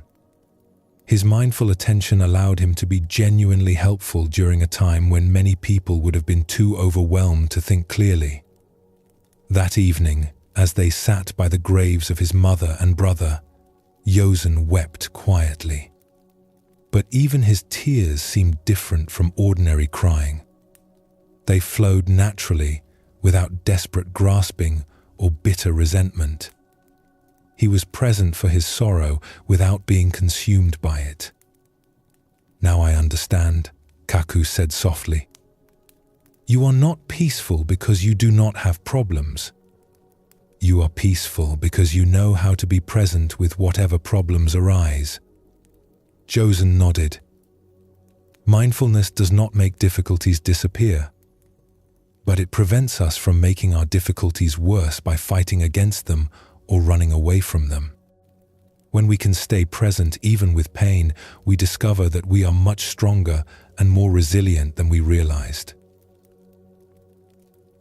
The story of Master Josen shows us that mindfulness is not a practice only for peaceful times. It is especially valuable during our most challenging moments because it prevents us from adding mental and emotional turmoil to whatever difficulties we are already facing. Josen's response to tragedy demonstrates that being present does not mean being emotionless or detached. He felt his grief fully, but did not get lost in it. He experienced his sorrow without letting it take over his entire being. This is the balance that mindfulness offers, neither suppressing our emotions nor being overwhelmed by them. When we face loss, disappointment, or crisis, our minds often make things worse by spinning stories about how terrible everything is, how unfair life is, or how we will never recover. These mental additions to our actual experience create much more suffering than the original difficulty ever could. Mindful presence offers a different way to meet hardship. Instead of fighting against painful emotions or drowning in them, we can learn to be present with them. When we breathe with our sadness instead of resisting it, when we acknowledge our fear without being controlled by it, we discover that we can handle much more than we thought possible. Young Kaku expected that true peace would mean never facing problems. But Master Josen showed him something deeper. Peace comes not from having an easy life, but from knowing how to be present with life as it actually is. The Master's decades of mindfulness practice had not protected him from loss, but it had given him the capacity to meet loss with grace and wisdom. Notice any sounds around you right now. They arise without asking permission. They fade without needing your approval. Can you simply hear them without judging them as pleasant or unpleasant? This teaching brings enormous relief because it means we do not have to wait for life to become problem-free before we can find peace. We can learn to be at peace even in the midst of challenges by staying present for what is actually happening rather than getting lost in our stories about what is happening. Master Josen noticed the autumn leaves even while grieving because he understood something profound. The beauty of the world does not disappear when we suffer. The kindness of strangers does not vanish when we are in pain. The taste of simple food is still nourishing even when our hearts are breaking. When we stay present, we remain available to receive whatever support and goodness life offers, even in dark times. The young monk learned that his teacher's peace was not fragile or dependent on perfect conditions. It was rooted in a deep practice of presence that could weather any storm. This is the gift that mindfulness offers all of us. Not the elimination of problems, but the discovery that we can meet any problem with awareness and grace. Let your body settle a little more. Release any tension you notice in your shoulders, your jaw, your hands. Feel what it is like to simply be here, in this moment, without needing anything to be different. The gateway of this moment is always open. It does not require special conditions or perfect circumstances. Right now, regardless of what is happening in your life, you can practice being present. You can feel your breath. You can notice sensations in your body. You can hear sounds around you. You can be here fully for this one moment. And when we string together enough of these moments of presence, something remarkable happens. The racing mind begins to settle. The constant anxiety about past and future starts to fade. We discover that this moment, met with full attention, is actually enough.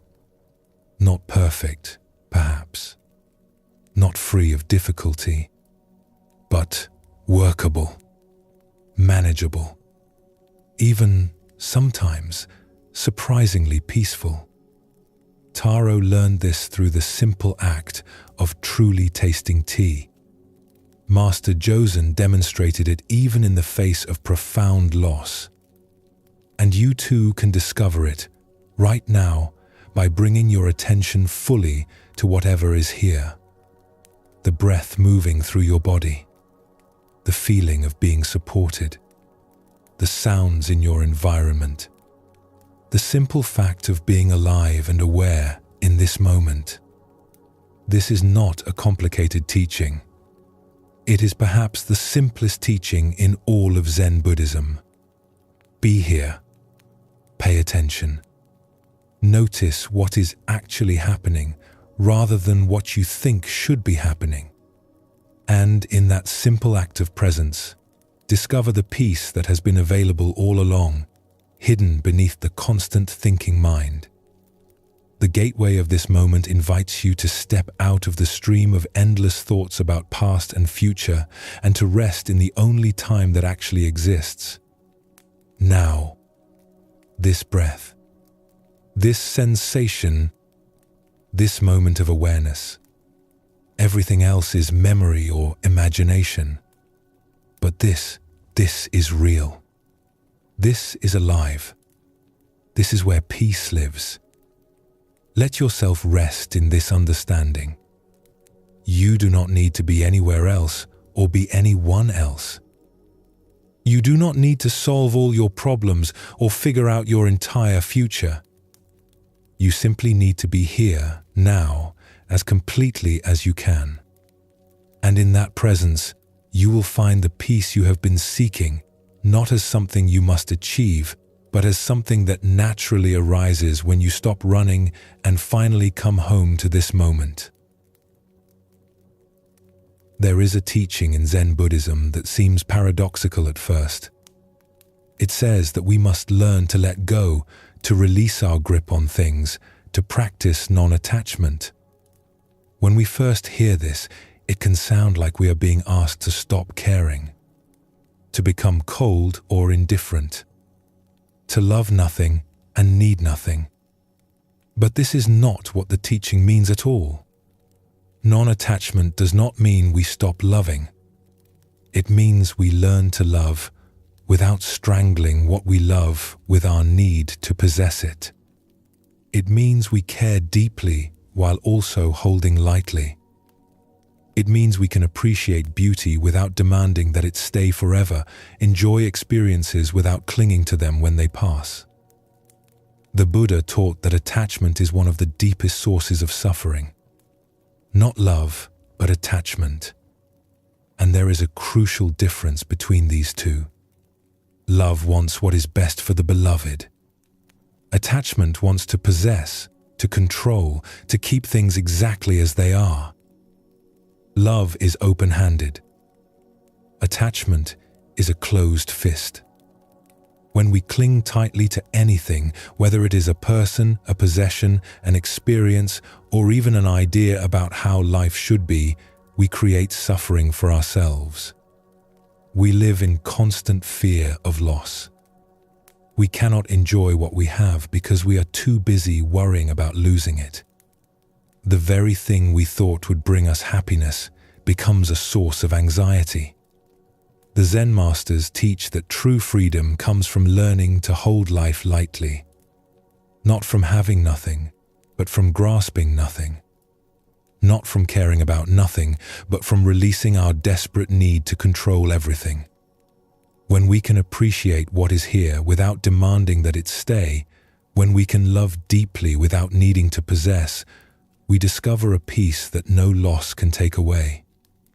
Let us explore a story that shows how releasing our grip on things can actually allow us to enjoy them more fully. In a coastal village, there lived a fisherman named Ichiro who owned a beautiful boat that had been built by his grandfather's hands. The boat was a work of art, with carved wooden details and a sail that caught the wind perfectly. It was not just Ichiro's livelihood, but his pride and joy. He would spend hours each week polishing its wood and mending its nets, keeping everything in pristine condition. Ichiro was known throughout the village as the most successful fisherman. His nets always seemed to find the richest schools of fish, and his knowledge of the ocean's moods was unmatched. Other fishermen would watch him launch his boat each morning and hope to learn from his methods. But despite his success, Ichiro had become anxious and unhappy. He had grown so attached to his boat and his reputation that fishing was no longer enjoyable. Every morning he would wake up worried about the weather, concerned about whether the fish would be running, fearful that something might damage his precious boat. He would spend the night before each fishing trip checking and rechecking his equipment, unable to sleep for all his planning and worrying. On the water, his attachment to catching fish made him tense. He would become frustrated when other fishermen had good luck in areas where he found nothing. He would cut his trips short if the fishing seemed slow, afraid to waste time, or push himself to exhaustion when the fish were biting, terrified to miss any opportunity. One morning, Ichiro discovered that his boat had been taken during the night. Someone had cut the rope and sailed it away while the village slept. Ichiro stood on the dock, staring at the empty space, feeling as if his whole identity had vanished with the boat. The other fishermen felt sorry for Ichiro and offered to help, but most of their boats were barely large enough for one person. Only old Saburo, whose tiny, weathered fishing boat was held together with patches and repairs, offered to take Ichiro out with him. Ichiro had always looked down on Saburo's poor equipment and modest catches. The old man's boat looked like it might fall apart at any moment, and his nets were so old and mended that they seemed to be made more of patches than original material. But with no other options, Ichiro reluctantly accepted the offer. As they paddled out in Saburo's small boat, Ichiro felt embarrassed and worried. How could he catch fish with such inadequate equipment?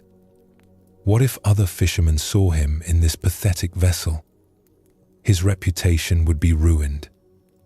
But something unexpected happened once they reached the fishing grounds. Without his perfect boat and carefully maintained equipment to worry about, Ichiro found himself paying attention to things he had never noticed before. He watched the way Saburo read the water, not through complicated analysis, but through simple, quiet observation. The old man would sit perfectly still for long minutes, just listening to the rhythm of the waves and feeling the movement of the current. When he cast his patched nets, he did so without any sense of urgency or attachment to the outcome. If the nets came up empty, he would simply try another spot. If they came up full, he would smile quietly and continue his work. "Saburo," Ichiro asked, "are you not worried that your nets might tear? They look like they could fall apart at any moment." The old man chuckled softly. "They might. They have torn many times before, and I have mended them. If they tear today, I will mend them tonight. If they fall apart completely, I will make new ones. The fish do not care how pretty the nets are. As the day progressed, Ichiro found himself relaxing in a way he had not experienced in years. Without his own equipment to maintain and protect, he could simply focus on the experience of fishing itself. He began to remember why he had loved being on the water as a child before fishing became about success and reputation. To his amazement, they caught more fish that day than he had caught in weeks with his sophisticated boat and equipment. But more importantly, he enjoyed the experience in a way he had almost forgotten was possible. "How is this happening?" Ichiro asked Saburo as they hauled in another net full of fish. "Your equipment is so simple and worn, but we are having such success." Saburo smiled as he worked. "Maybe it is because I am not afraid of losing anything. My boat is already old and patched, so I do not worry about scratching it. My nets are already mended, so I do not fear tearing them. When you are not protecting anything, you can focus completely on what you are doing." That evening, as they returned to shore, Ichiro realized that the loss of his boat had freed him from something he had not even known was imprisoning him. His attachment to his perfect equipment had been preventing him from fishing with the natural ease and attention that actually brought success. Over the following weeks, while waiting to see if his stolen boat would be found, Ichiro continued fishing with Saburo. Each day brought new discoveries about how his attachment to having the best equipment had actually been making him a worse fisherman.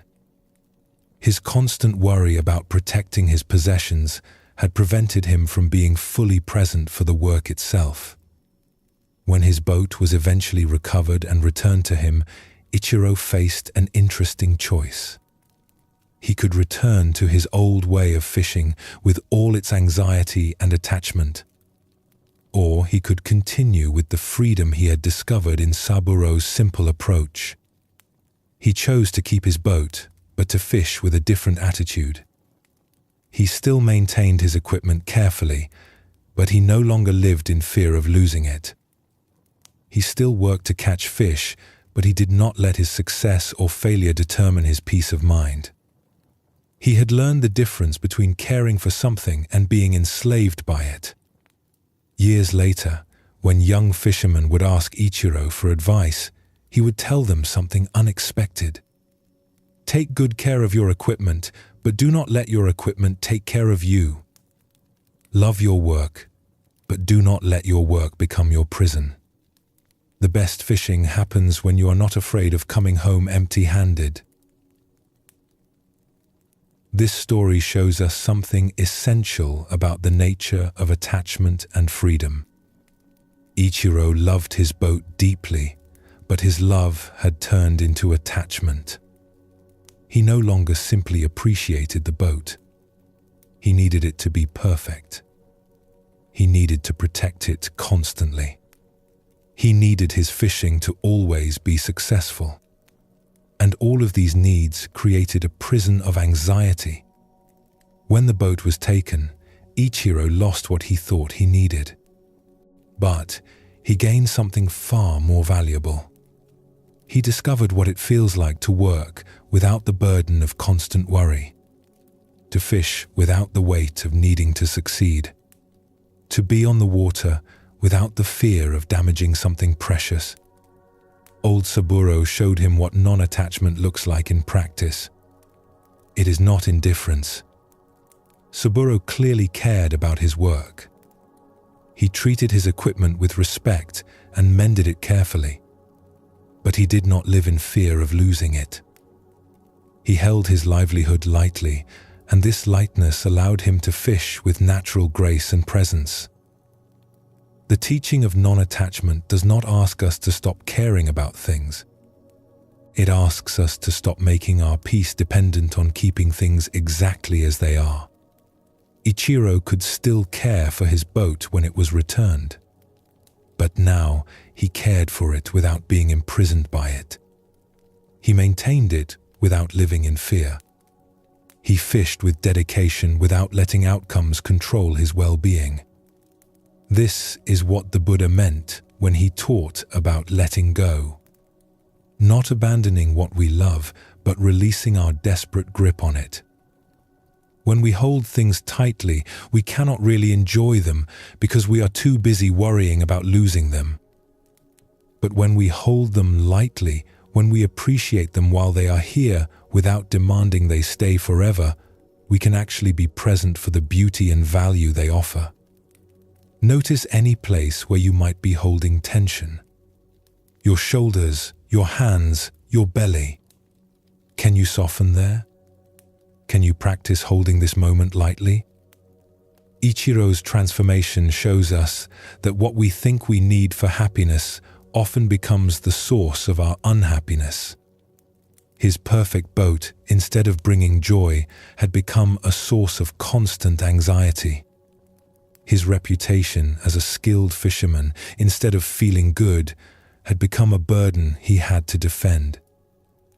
Only when these things were taken away did he discover that he could be happy, could be successful, could enjoy his work without them.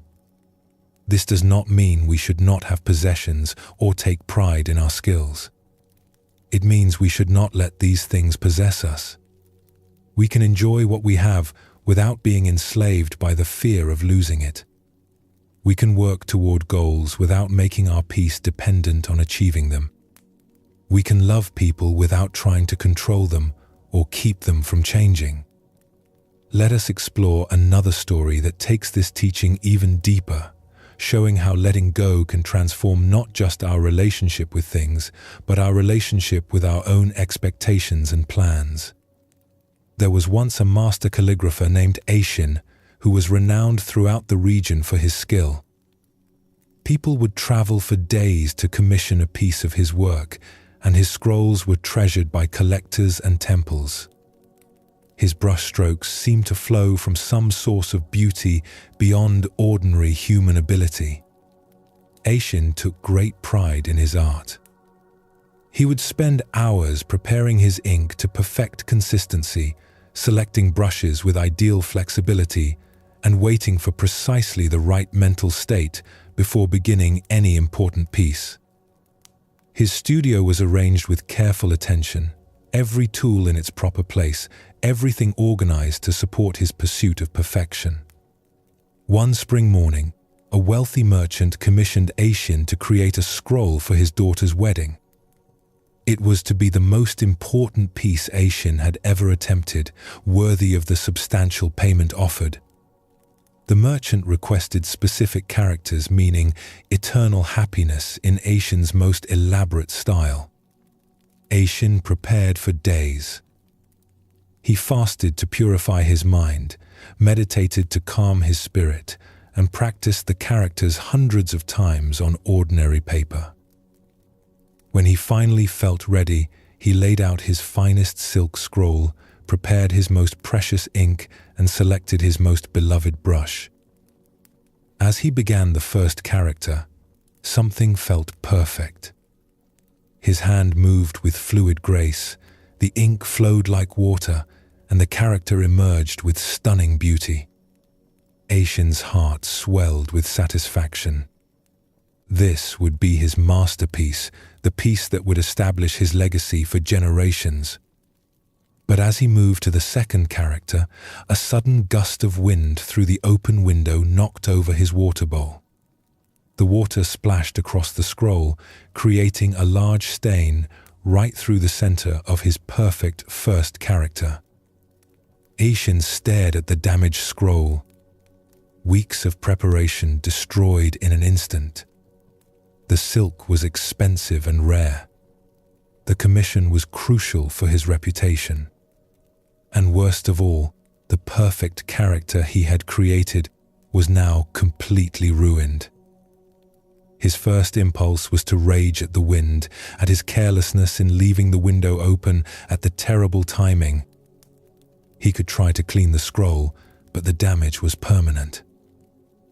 He could start over, but he had no more silk of this quality, and the merchant expected the piece within days. As Aishin sat staring at the damaged scroll, feeling his dreams of the perfect masterpiece crumble, something began to shift in his perception. He looked more closely at the water stain. It had created an organic, flowing shape that seemed to complement the partial character rather than destroy it. The stain had its own beauty, like a cloud formation or a mountain silhouette. Instead of throwing the scroll away in frustration, Aishin picked up his brush again. He began to work with the accident rather than against it. He incorporated the water stain into his design, using it as the foundation for an entirely different kind of composition. Where he had planned formal perfection, he now created something spontaneous and alive. The characters he painted around and through the stain had a freedom and energy unlike anything he had ever produced. Instead of trying to control every brushstroke, he let his hand respond to what was already on the silk. The accident became a partner in creation rather than an enemy of it. When Aishin finished, he had created something far more beautiful than his original plan.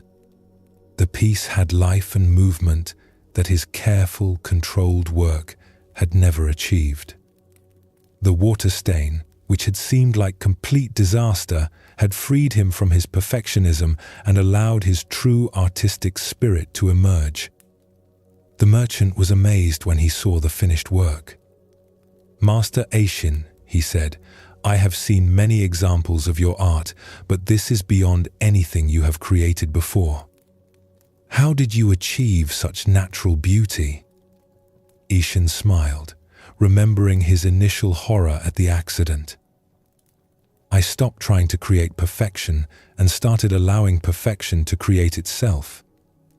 The stain taught me that my greatest obstacle was not imperfection, but my fear of it. When I let go of needing to control every detail, my art became truly alive." From that day forward, Aishin's work changed completely.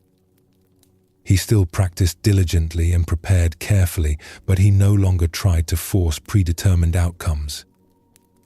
He learned to welcome accidents, to work with the unexpected, and to see imperfection as a doorway to deeper creativity. The story of Aishin shows us another dimension of letting go. His attachment was not to a physical object, but to an idea of how things should be. He had a perfect image in his mind of what his masterpiece would look like, and he was determined to make reality match that image. When the water spilled and destroyed his plan, he had a choice. He could have remained attached to his original vision, seeing the accident as pure disaster. He could have tried to fight against what had happened, wasting energy on anger and regret. But instead, he chose to let go. He released his grip on how things should be and opened himself to how things actually were. This letting go did not mean giving up or becoming careless. It meant working skillfully with what actually appeared rather than fighting against reality in favor of his expectations. And in that release, in that willingness to collaborate with accident rather than control everything, he created something more beautiful than his carefully controlled plan could have produced. This teaching reaches into every corner of our lives. How often do we suffer because reality does not match our expectations? How often do we miss opportunities for joy because we are too focused on how things should be to notice how they actually are? How much energy do we waste trying to force outcomes instead of responding creatively to what actually happens? The Buddhist path teaches us that our greatest suffering comes from fighting reality. Not from reality itself, but from our insistence that it should be different. When Aishin stopped battling the water stain and started working with it, he discovered possibilities he never could have imagined. When we stop demanding that life match our plans and start engaging creatively with what actually shows up, we find a freedom and aliveness that no amount of control could provide. Let your jaw relax. Let your tongue rest softly in your mouth. Feel what it is like to release the constant effort of trying to make everything just right. This is why letting go is so central to finding deep peace. It is not about giving up on life or becoming passive. It is about recognizing that our tight grip on how things should be often prevents us from seeing how beautiful they already are. It is about trusting that life knows something about unfolding that our worried minds cannot grasp. Both Ichiro and Ishin discovered this truth. The fisherman learned that his attachment to his perfect boat was preventing him from fishing with natural ease. The calligrapher learned that his attachment to perfection was preventing him from creating truly perfect art. Both found freedom not by getting what they wanted, but by releasing their desperate need to control outcomes. The peace that comes from this understanding is profound because it does not depend on circumstances being a certain way. Whether the boat is stolen or safe, whether the water spills or not, we can find our way to contentment by working skillfully with whatever appears. We can love our boats and care for our art while also remaining free from the anxiety that comes with clinging. Notice the sounds around you. They come and go without your permission.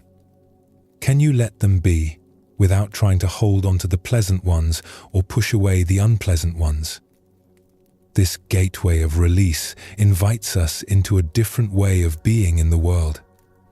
Not indifferent, but engaged without attachment.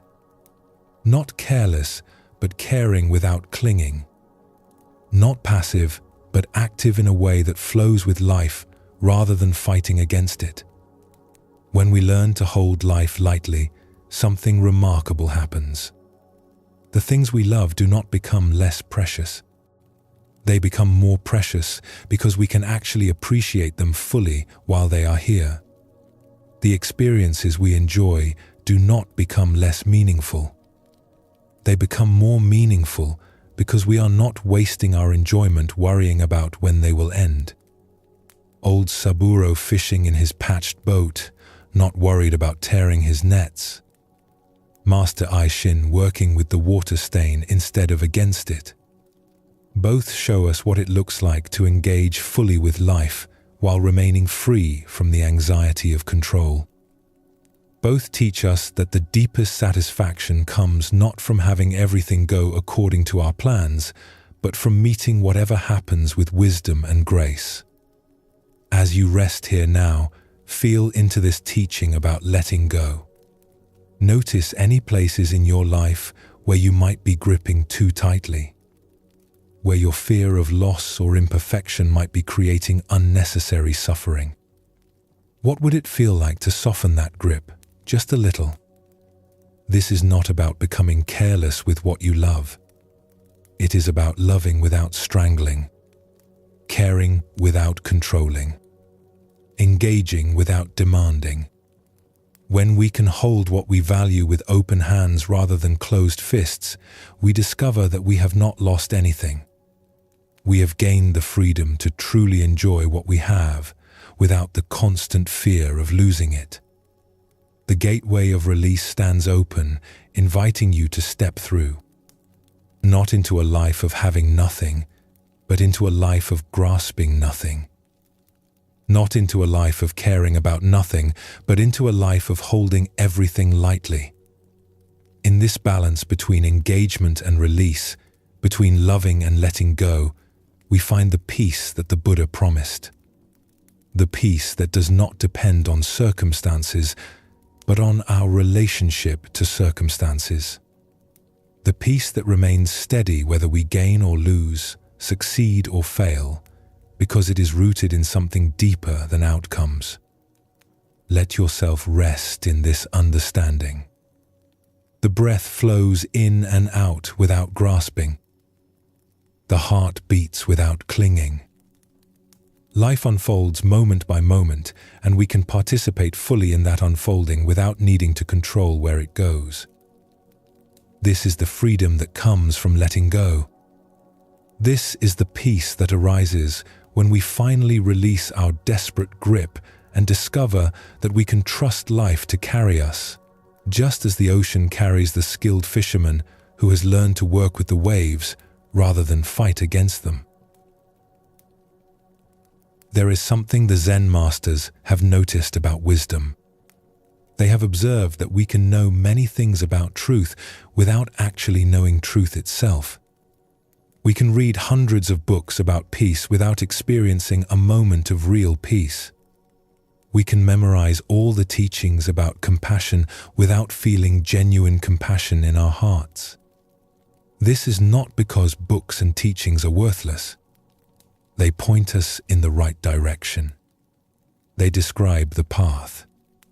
But describing a path is not the same as walking it.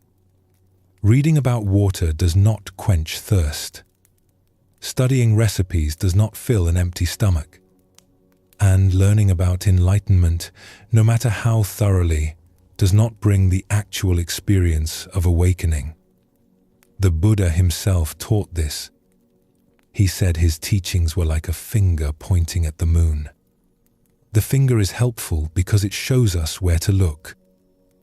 But if we spend all our time studying the finger, analyzing it, discussing its shape and angle, we will miss the moon entirely. The purpose of the finger is to direct our attention to something beyond itself. This teaching is especially important in our modern world, where we have access to more spiritual information than any previous generation. We can read thousands of books about Zen Buddhism. We can listen to countless talks. We can study with many teachers. But none of this accumulation of knowledge will bring us the peace we seek unless we move from knowing about to actually knowing. From understanding concepts to living truth. The Zen masters teach that wisdom must be embodied, not just understood. It must be lived, not just studied. The peace we seek comes not from filling our minds with information, but from transforming how we actually meet each moment of our lives. Let us explore a story that shows the difference between these two kinds of knowing. High in the mountains, there lived a scholar named Hayato who had devoted his entire life to studying Buddhist philosophy. His small house was filled from floor to ceiling with ancient texts, commentaries, and volumes of teachings from every school of Buddhist thought. He could recite complex philosophical arguments from memory and explain the most subtle points of doctrine with impressive precision. Hayato spent his days reading, taking careful notes, and writing his own commentaries on the great works. He had developed a reputation as one of the most learned Buddhist scholars in the region. Students would occasionally make the difficult journey up the mountain to study with him, hoping to benefit from his vast knowledge.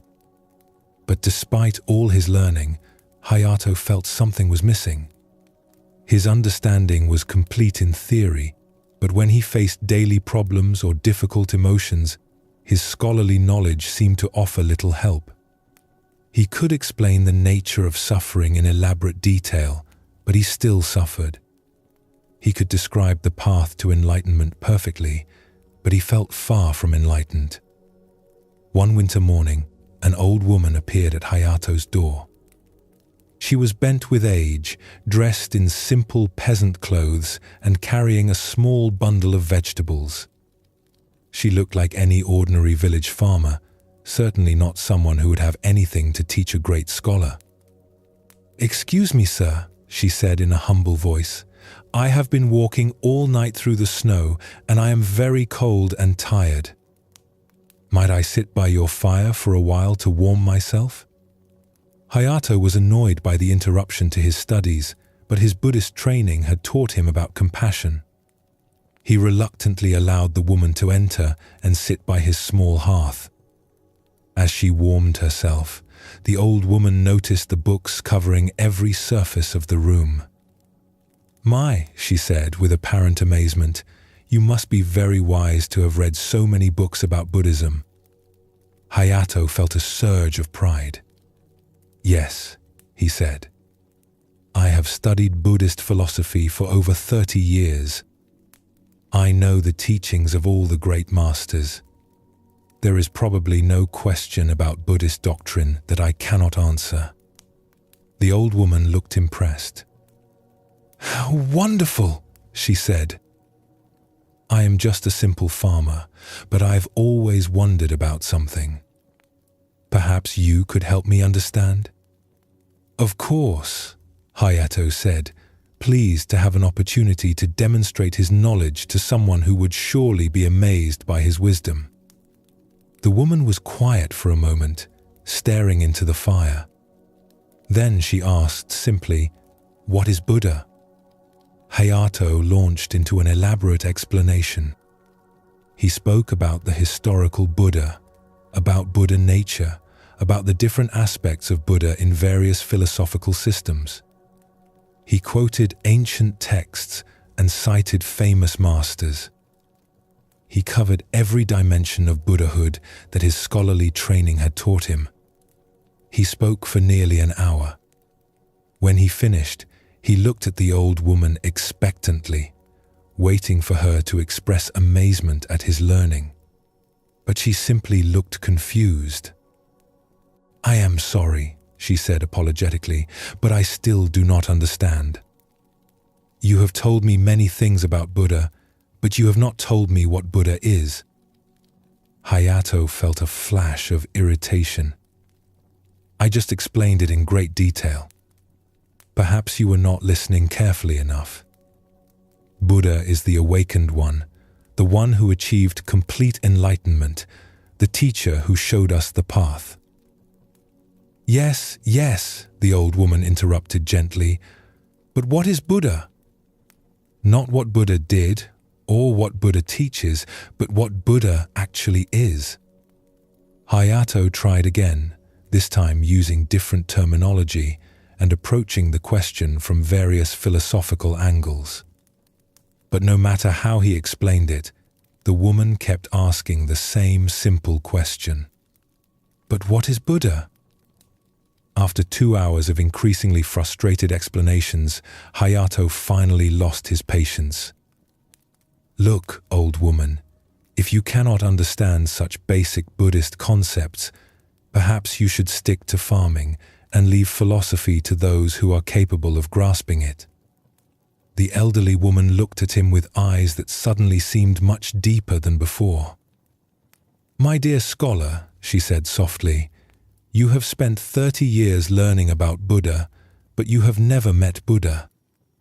You can describe Buddha perfectly, but you do not know what Buddha is." She stood up slowly and gathered her small bundle. True understanding is not found in books or explanations. It is found in direct experience. You know what Buddha did and what Buddha taught, but you do not know what Buddha is because you have never looked inside yourself to find the Buddha nature that lives there. As she walked toward the door, she turned back with a gentle smile. "I'm just a simple farmer, as you said. I cannot read your books or explain your philosophies. But when I work in my garden, I know Buddha. When I sit quietly in the evening, I meet Buddha.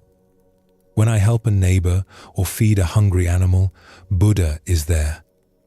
I may not know about Buddha, but I know Buddha directly." With that, the old woman disappeared into the snowy morning, leaving Hayato alone with his thousands of books and his suddenly hollow-feeling knowledge. For days afterward, Hayato could not concentrate on his studies. The woman's simple question kept echoing in his mind. What is Buddha? He realized that despite all his learning, he truly could not answer this most basic question from his own direct experience. He knew what others had said about Buddha, but he had never encountered Buddha himself. This meeting changed everything for Hayato. He did not abandon his books entirely, but he began to balance his scholarly study with simple practice. He started paying attention to his daily activities, looking for Buddha in ordinary moments rather than just in philosophical texts. Gradually, Hayato's understanding transformed from something he carried in his head to something he experienced in his heart. His knowledge became wisdom not because he learned new information, but because he began to live what he had always known intellectually. Take a gentle breath. Notice the difference between thinking about breathing and actually feeling the breath move through you. This story shows us something essential about the path to peace.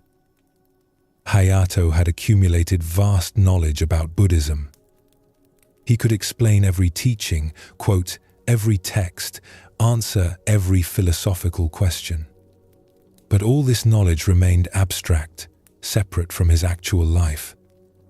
It was information in his head, not wisdom in his heart. The old woman, with her simple question, revealed what was missing. She kept asking, "What is Buddha?" Not, "What do the texts say about Buddha?" She was pointing beyond concepts and explanations to direct experience. And Hayato, for all his learning, could not answer from that place of direct knowing. This is a trap that many of us fall into, not just with Buddhism, but with life itself. We think that understanding something intellectually means we truly know it. We read about love and think we understand love. We study peace and believe we know peace. We learn about presence and imagine we are present. But there is a vast difference between knowing about something and knowing it directly. The old woman knew Buddha not through study, but through living. When she worked in her garden, when she sat quietly, when she helped others, she was not thinking about Buddha nature. She was experiencing it. This direct knowing cannot be found in any book because it is not made of words or concepts. It is alive. It is felt. It is lived. Hayato's transformation began when he realized that all his knowledge was like a menu in a restaurant. The menu describes the food beautifully. It lists every ingredient, explains every flavor. But reading the menu, no matter how thoroughly, does not feed you. At some point, you must actually eat the food. You must have the direct experience that the menu only points toward. This is what the Zen masters mean when they teach about direct knowing. They are not saying that study is worthless. The menu has value. It helps you choose what to order. But the purpose of the menu is to lead you to the actual meal. The purpose of Buddhist teachings is to lead you to the actual experience of peace, of awakening, of your own true nature. Let us explore another story that shows how this direct knowing appears in the simplest circumstances, often more readily than in elaborate philosophy. In a monastery known for scholarly debate, the monks would gather every evening after their work to discuss Buddhist philosophy. They took great pride in their intellectual understanding. They could argue fine points of doctrine for hours, each monk trying to demonstrate the depth of his knowledge and the sharpness of his reasoning. A young monk named Goro particularly loved these debates. He was quick-witted and well-read, and he took satisfaction in winning arguments and proving other monks wrong. He would spend his days preparing clever points and studying obscure texts so that he could impress everyone during the evening discussions.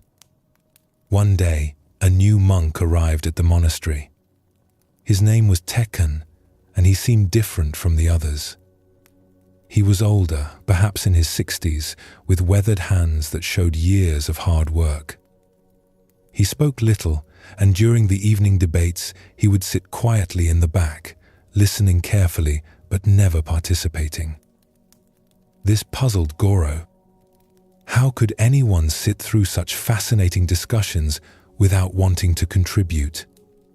After a week of watching Tekken's silence, Goro decided to draw him into the conversation. During a particularly intense debate about the nature of emptiness, Goro turned to the newcomer and said, "Brother Tekken, you have been listening to our discussions all week without saying a word.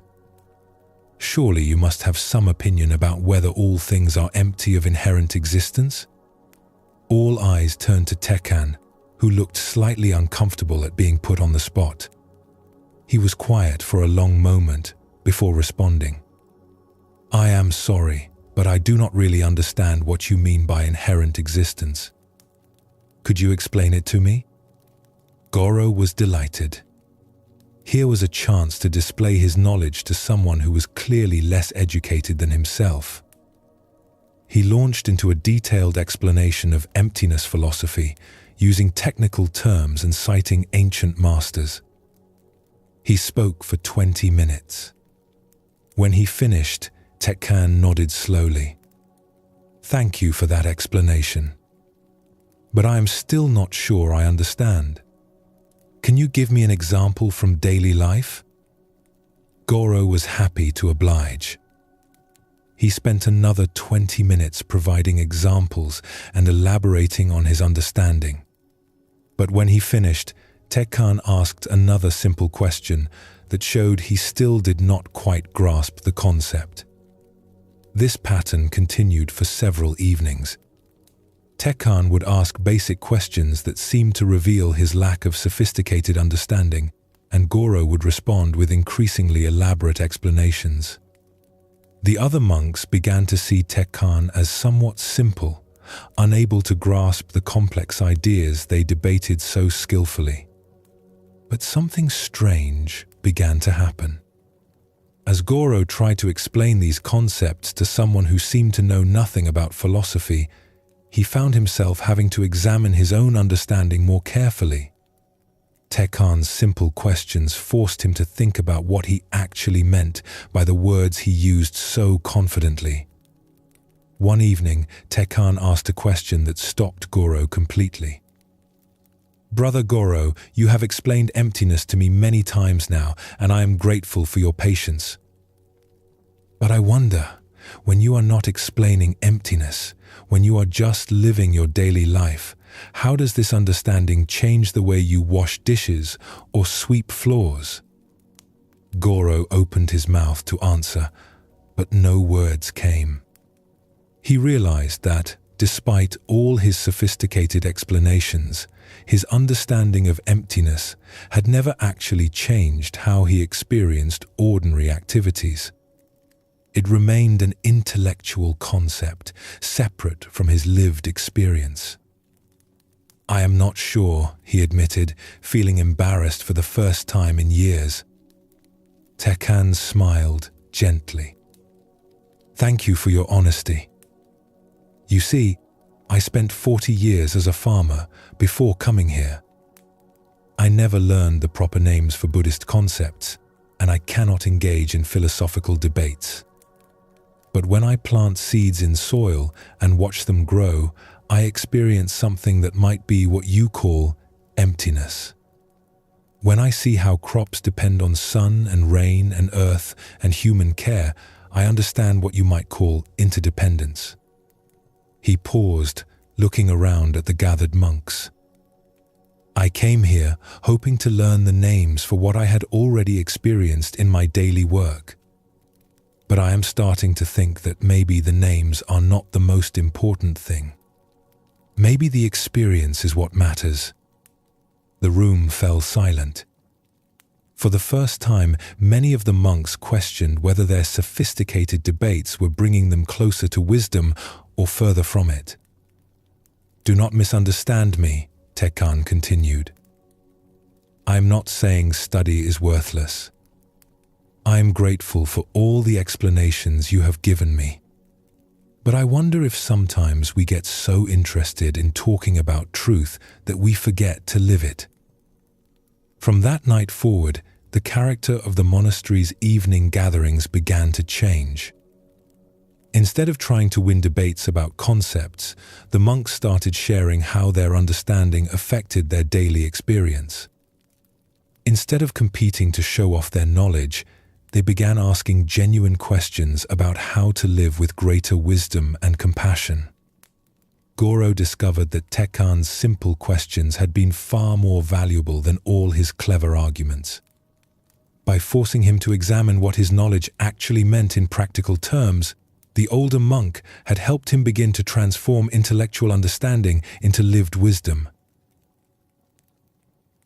The story of Tekkan and Goro shows us another dimension of this teaching about direct knowing. Goro had spent years accumulating knowledge about Buddhist philosophy. He could explain complex concepts, win debates, impress others with his understanding. But Tekkan's simple questions revealed that this knowledge remained abstract, disconnected from actual life. Tekkan's approach was the opposite of what we might expect. Instead of trying to learn more information, he was trying to connect information to experience. Instead of seeking to impress others with knowledge, he was genuinely curious about how understanding could improve daily life. The questions Tekkan asked were more valuable than all of Goro's explanations because they pointed toward the gap between knowing about something and knowing something directly. We can memorize every teaching about compassion, but until we actually become more compassionate in our daily interactions, our knowledge remains incomplete. This teaching offers relief because it means we do not need to become scholars or experts to benefit from Buddhist wisdom. We do not need to understand every philosophical nuance or memorize complex texts. We simply need to take whatever understanding we have, however basic, and begin applying it to our actual experience. The deepest wisdom comes not from reading more books, but from paying more attention to life. Like Tekkan understanding interdependence through farming, we can discover profound truths through our ordinary activities when we bring genuine awareness to them. The washing of dishes can teach us about impermanence. The caring for others can teach us about compassion. The simple act of breathing can teach us about presence. This is what the old woman meant when she told Hayato that she knew Buddha through her daily work. She was not being poetic or mystical. She was describing direct experience. When she helped a neighbor, she was not thinking about Buddhist teachings on compassion. She was simply being compassionate. And in that actual experience of kindness, she knew something that no amount of reading about compassion could provide. When we stop trying to figure everything out with our thinking minds and start experiencing life directly with our whole being, we discover that wisdom was never hidden in books or teachings. It was always here, in the simple reality of this moment, in the breath moving through the body, in the feeling of being alive, in the natural compassion that arises when we truly see another person's struggle. Hayato spent 30 years studying what Buddha said, but he had never met Buddha in his own direct experience. Goro could explain emptiness perfectly, but he had never experienced how that understanding might transform ordinary activities. Both discovered that real wisdom requires moving from the head to the heart, from concept to experience, from knowing about to actually knowing. The gateway of direct knowing invites us to trust our own experience more than our ideas about experience, to value actual peace more than thoughts about peace, to seek real understanding more than impressive knowledge. This does not mean abandoning learning or study. It means using what we learn as a guide for how to live, not as a substitute for living. The old woman working in her garden, meeting Buddha in the simple act of tending plants. Tekkan asking basic questions, seeking to connect philosophy to the reality of sweeping floors and washing dishes. Both show us what embodied wisdom looks like. Both teach us that the peace we seek is not hiding in complex teachings waiting to be understood. It is here, in the direct experience of this moment, waiting to be lived. As you rest here now, notice the difference between thinking about peace and actually feeling peaceful. Between knowing that you should relax and actually releasing tension. Between understanding concepts about presence and being fully present. This difference is what these stories are pointing toward. This is the gateway of direct knowing. The Buddha taught for 40 years, but he never meant for people to stop with understanding his words. He meant for them to walk the path he described, to taste the freedom he pointed toward, to have their own direct experience of awakening.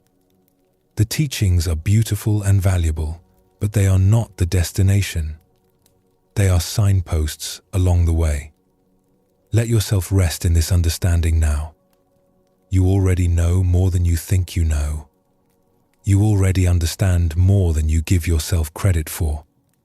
The question is not whether you have enough knowledge.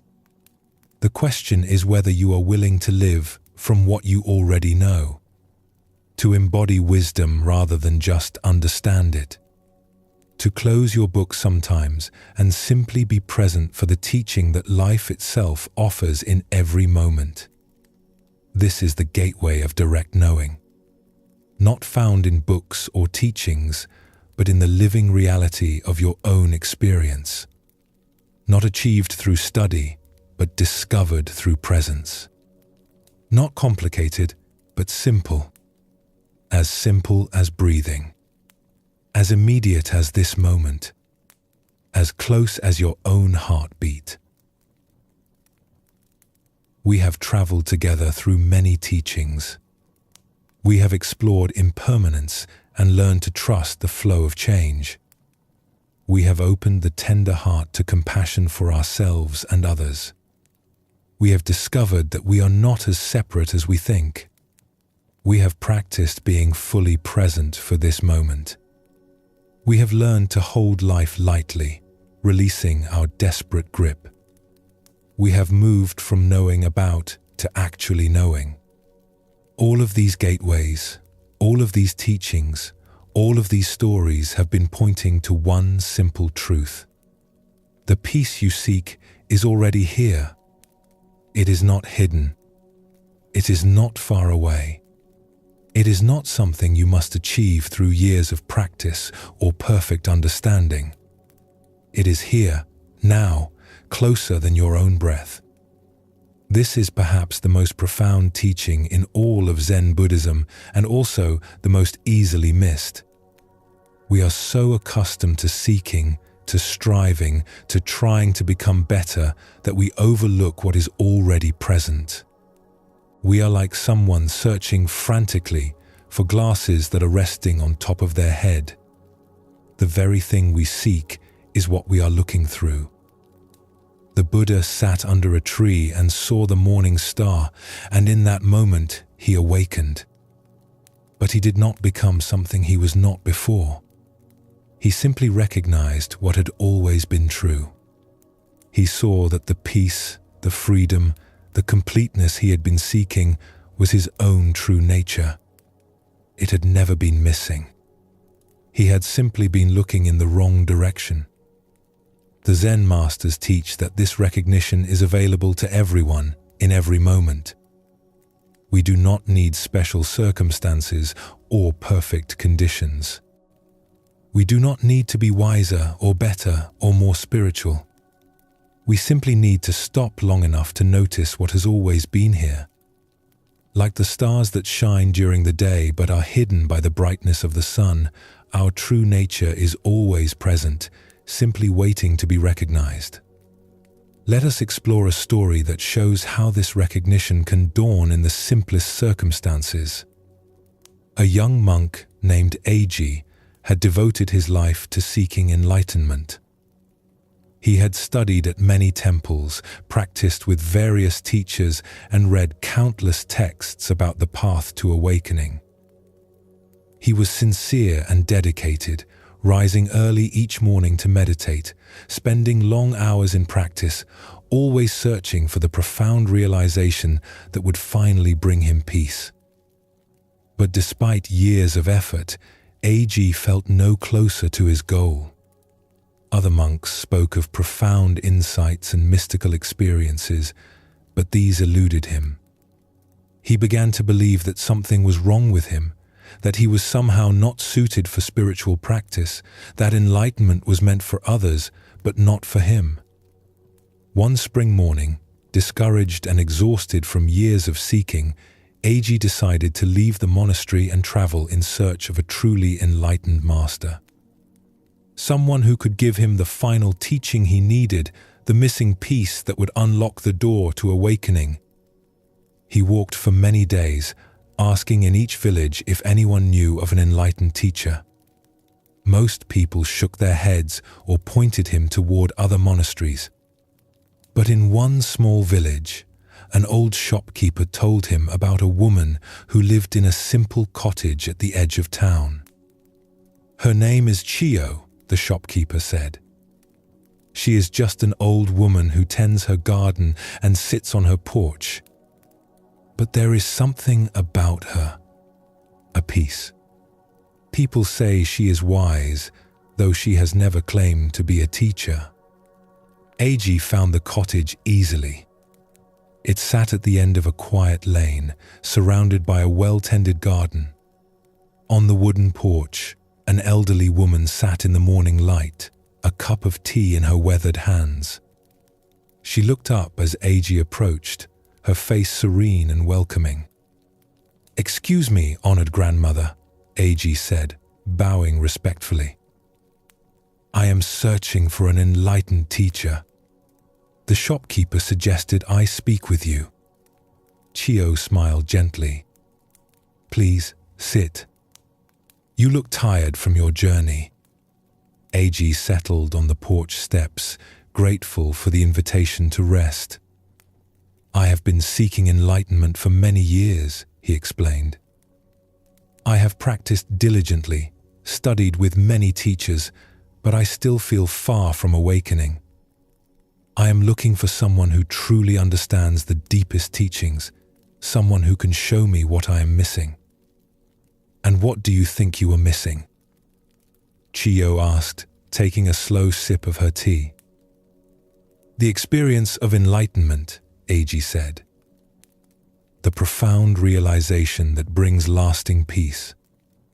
I know it exists because the texts describe it.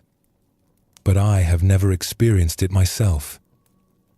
Chio was quiet for a moment, looking out at her garden where morning light touched the leaves of vegetables growing in neat rows. "Tell me, what does this moment feel like to you right now?" A.G. was surprised by the question. "What do you mean?" "Right now, sitting here on this porch, what is your actual experience?" A.G. paid attention to what he was feeling. "I am tired from walking. The morning air feels cool. I can hear birds singing. The porch is comfortable to sit on. And in this moment, are you suffering?" A.G. thought about it. "No, not right now." "Are you confused about what is real?"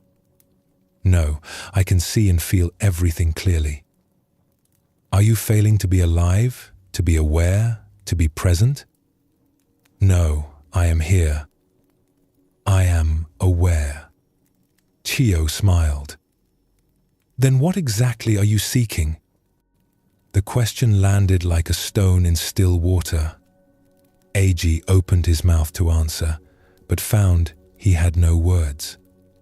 In this moment, he was not suffering. He was not confused. He was simply here, aware, alive. What was missing? "I have been sitting on this porch every morning for 40 years, Chio said softly. "Watching the sun rise, feeling the air change with the seasons, listening to birds and wind and rain. Each morning is the same. Each morning is completely new. and each morning I discover that everything I need is already here." She gestured to the garden, to the sky, to Eiji himself. "You asked about enlightenment as if it is something far away that you must travel to find. But what if it is simply this? Simply being aware, simply being alive, simply meeting this moment without needing it to be different?" Eiji felt something shift inside him. For years, he had been seeking a special experience, a dramatic realization, some feeling that would prove he had finally arrived. But sitting on this simple porch with this ordinary old woman, he suddenly saw the absurdity of his search. He had been complete all along. The awareness that was seeking enlightenment was itself the enlightenment he sought. But the text described profound experiences, Eiji protested weakly. Visions, insights, transformations. Some people have such experiences, Chiyo agreed. But they are not the point. They are like beautiful scenery along a road. The scenery may be lovely, but it is not the destination. The destination is simply arriving here, fully, in this moment that is always available. She poured another cup of tea and offered it to Eiji. When you drink this tea, do you need a special experience to make the drinking real? Or is the simple act of tasting, swallowing, feeling the warmth, is that not enough? Eiji accepted the cup and drank slowly. The tea was bitter and sweet at the same time. It warmed his throat. It was just tea, nothing special. And yet, paying full attention to it, it was completely satisfying.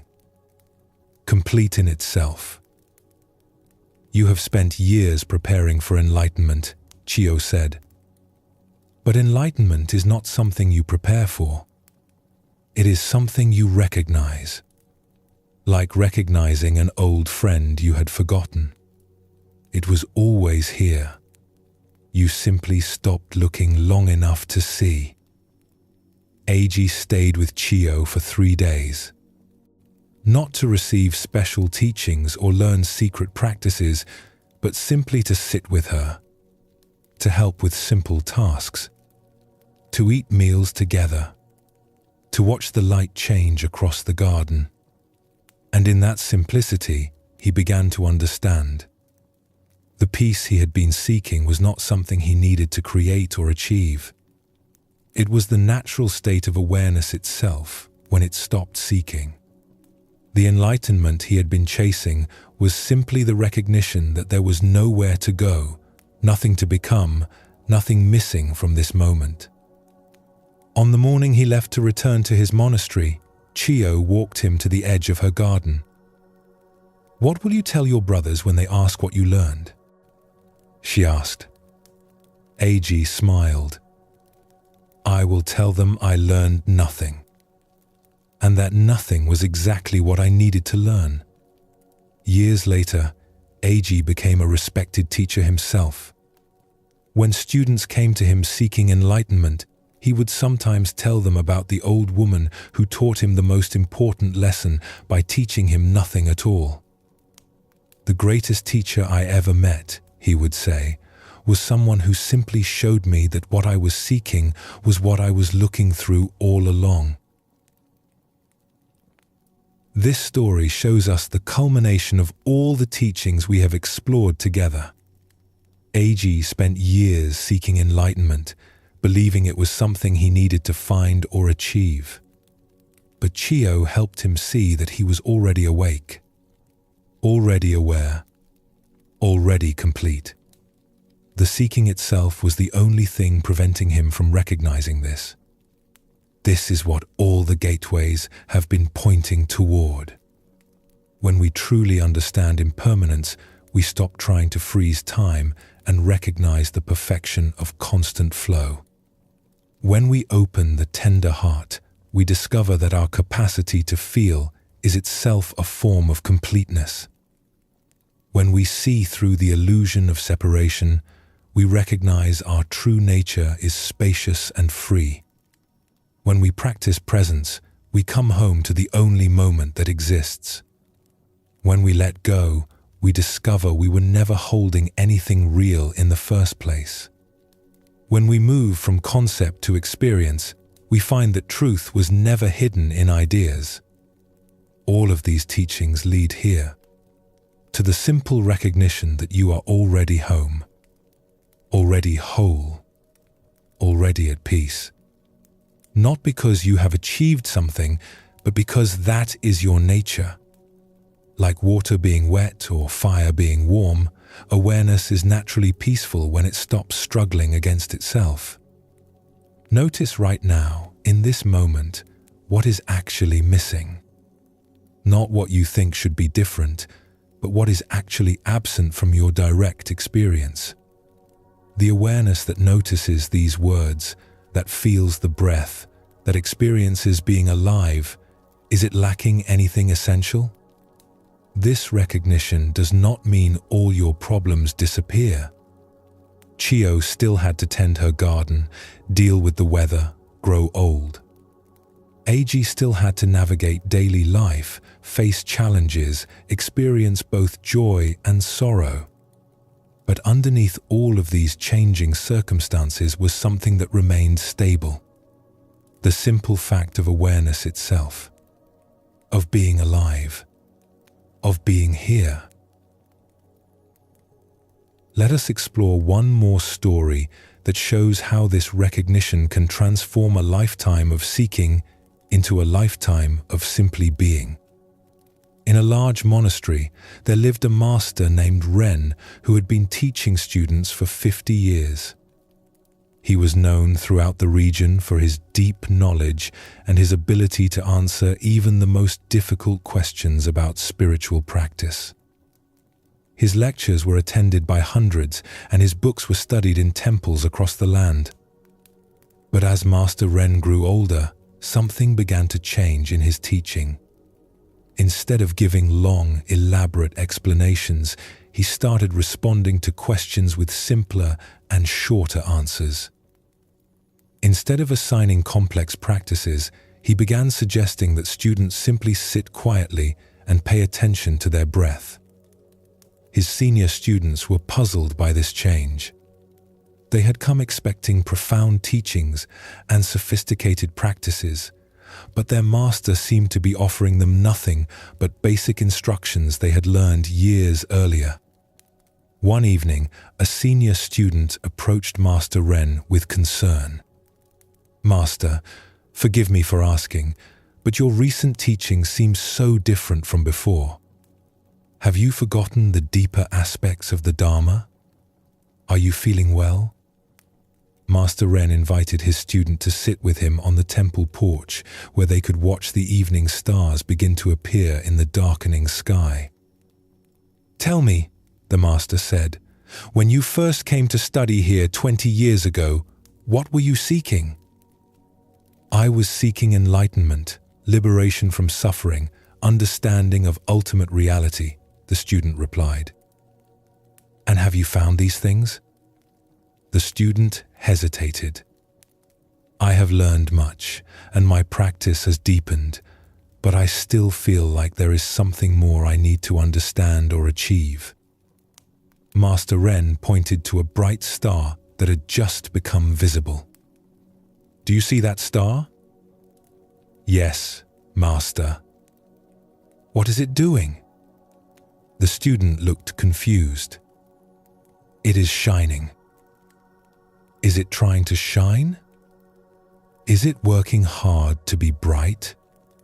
Is it seeking to become a better star?" "No, it is just naturally shining." "And yet," Master Ren said softly, "its light has traveled across vast distances to reach your eyes. Without any effort or seeking, it illuminates the darkness for anyone who looks up." They sat in peaceful silence as more stars appeared across the clear night sky. "When I was a young teacher," Master Ren continued, I thought my job was to give students complicated practices and profound insights. I believed that enlightenment was something difficult that required years of special effort. But as I have grown older, I have discovered something simpler. He gestured toward the field of stars above them. Look at this perfect teaching that appears every clear night. The stars do not struggle to shine. The sky does not effort to be spacious. The night does not try to be peaceful. Yet, here is the most complete demonstration of our true nature anyone could ask for. The student looked up at the stars with new understanding.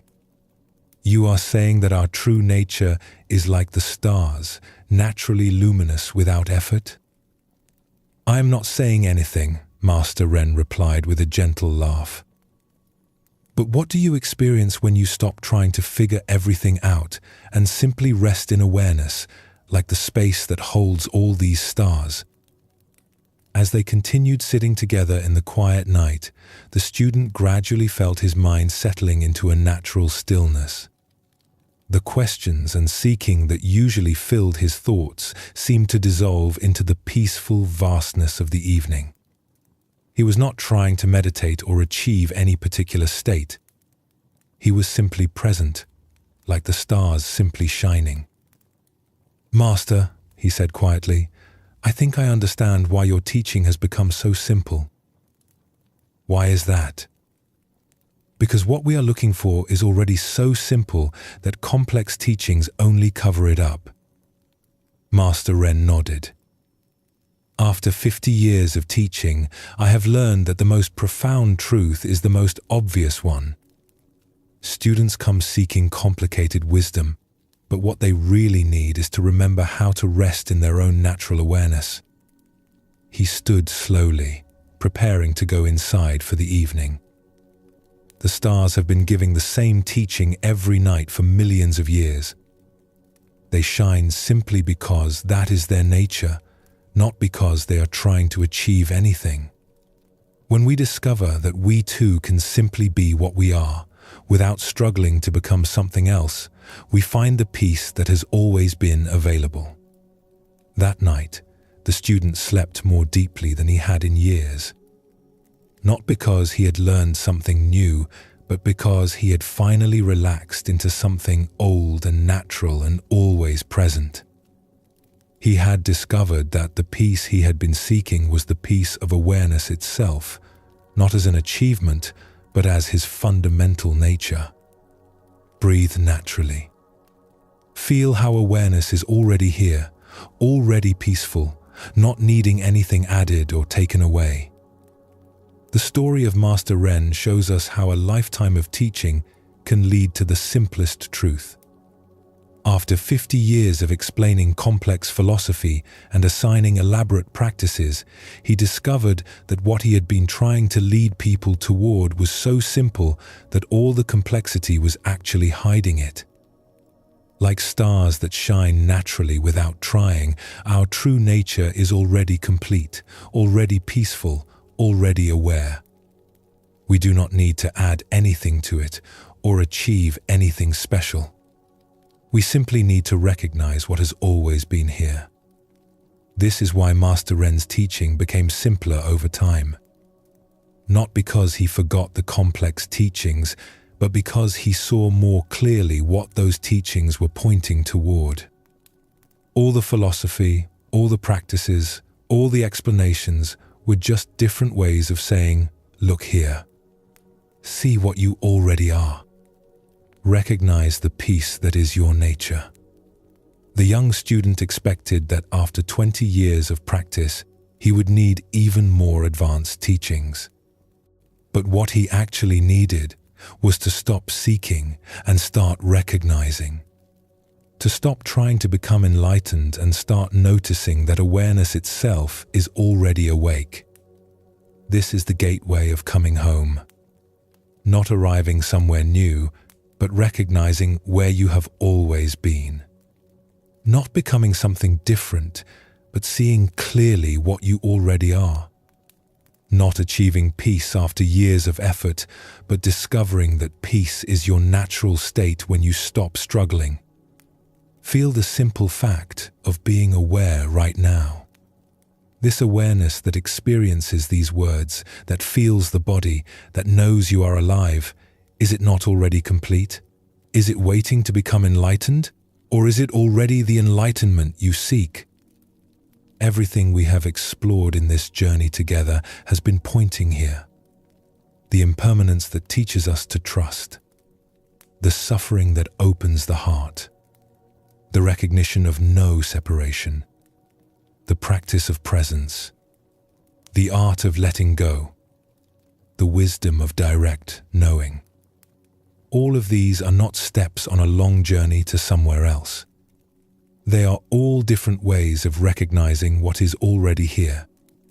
Chio, sitting on her porch for 40 years, discovering each morning that everything she needs is already present. Master Ren simplifying his teachings after 50 years, recognizing that the profound is obvious. Eiji discovering that the enlightenment he sought was what he was seeking through. All of them found the same truth in different ways. The truth that you are already home. This does not mean your life becomes perfect. You will still face challenges, experience both joy and sorrow, navigate difficulties. But underneath all of these changing circumstances is something that does not change. The simple awareness that experiences everything. The consciousness that is reading these words right now. The presence that has been here your entire life, witnessing everything, never absent, never truly troubled. Let your body sink a little deeper into rest. Feel how you are held by this moment, by awareness itself, without needing to do anything or become anyone. The seeking can stop now. Not because you have finally achieved what you were seeking, but because you recognize that seeking was looking for something that was never actually lost. Like Eiji searching for glasses that were on his head, we have been looking everywhere for a peace that was looking through us all along. This recognition is gentle. It is not dramatic or special. It is like coming home after a long journey and finding everything exactly where you left it. Familiar. Simple. Complete. The door was never locked. You simply forgot that home was always available.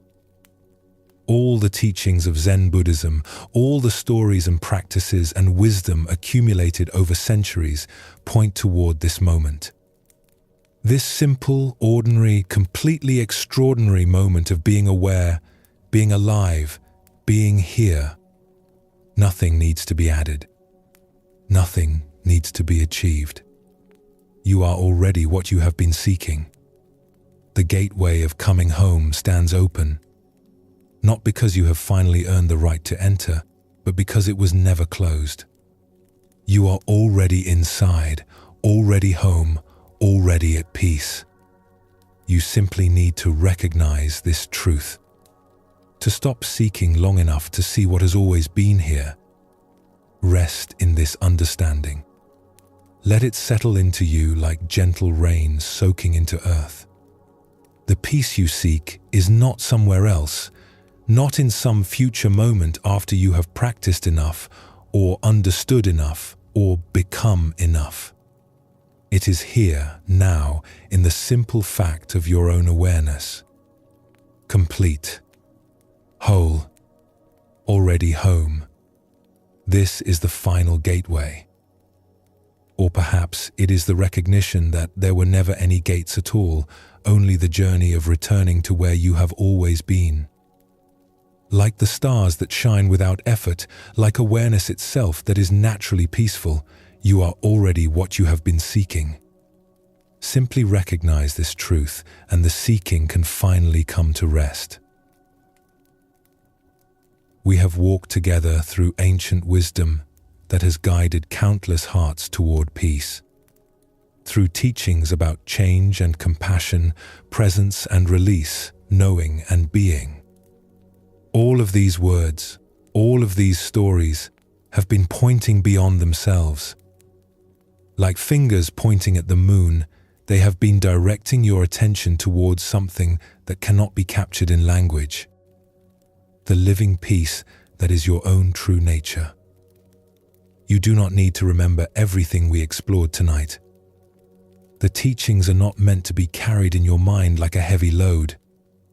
They are meant to dissolve into your being like medicine absorbed into the body. The understanding will work in you naturally in its own time without any effort on your part. As you rest now, know that you have received something precious. Not new information to add to what you already know, but a remembering of what you have always been. Seeds have been planted in the fertile ground of your awareness. They will grow in their own season, without your worry or tending. There is nothing more you need to do tonight. The path continues not through striving, but through the simple allowing of life to unfold.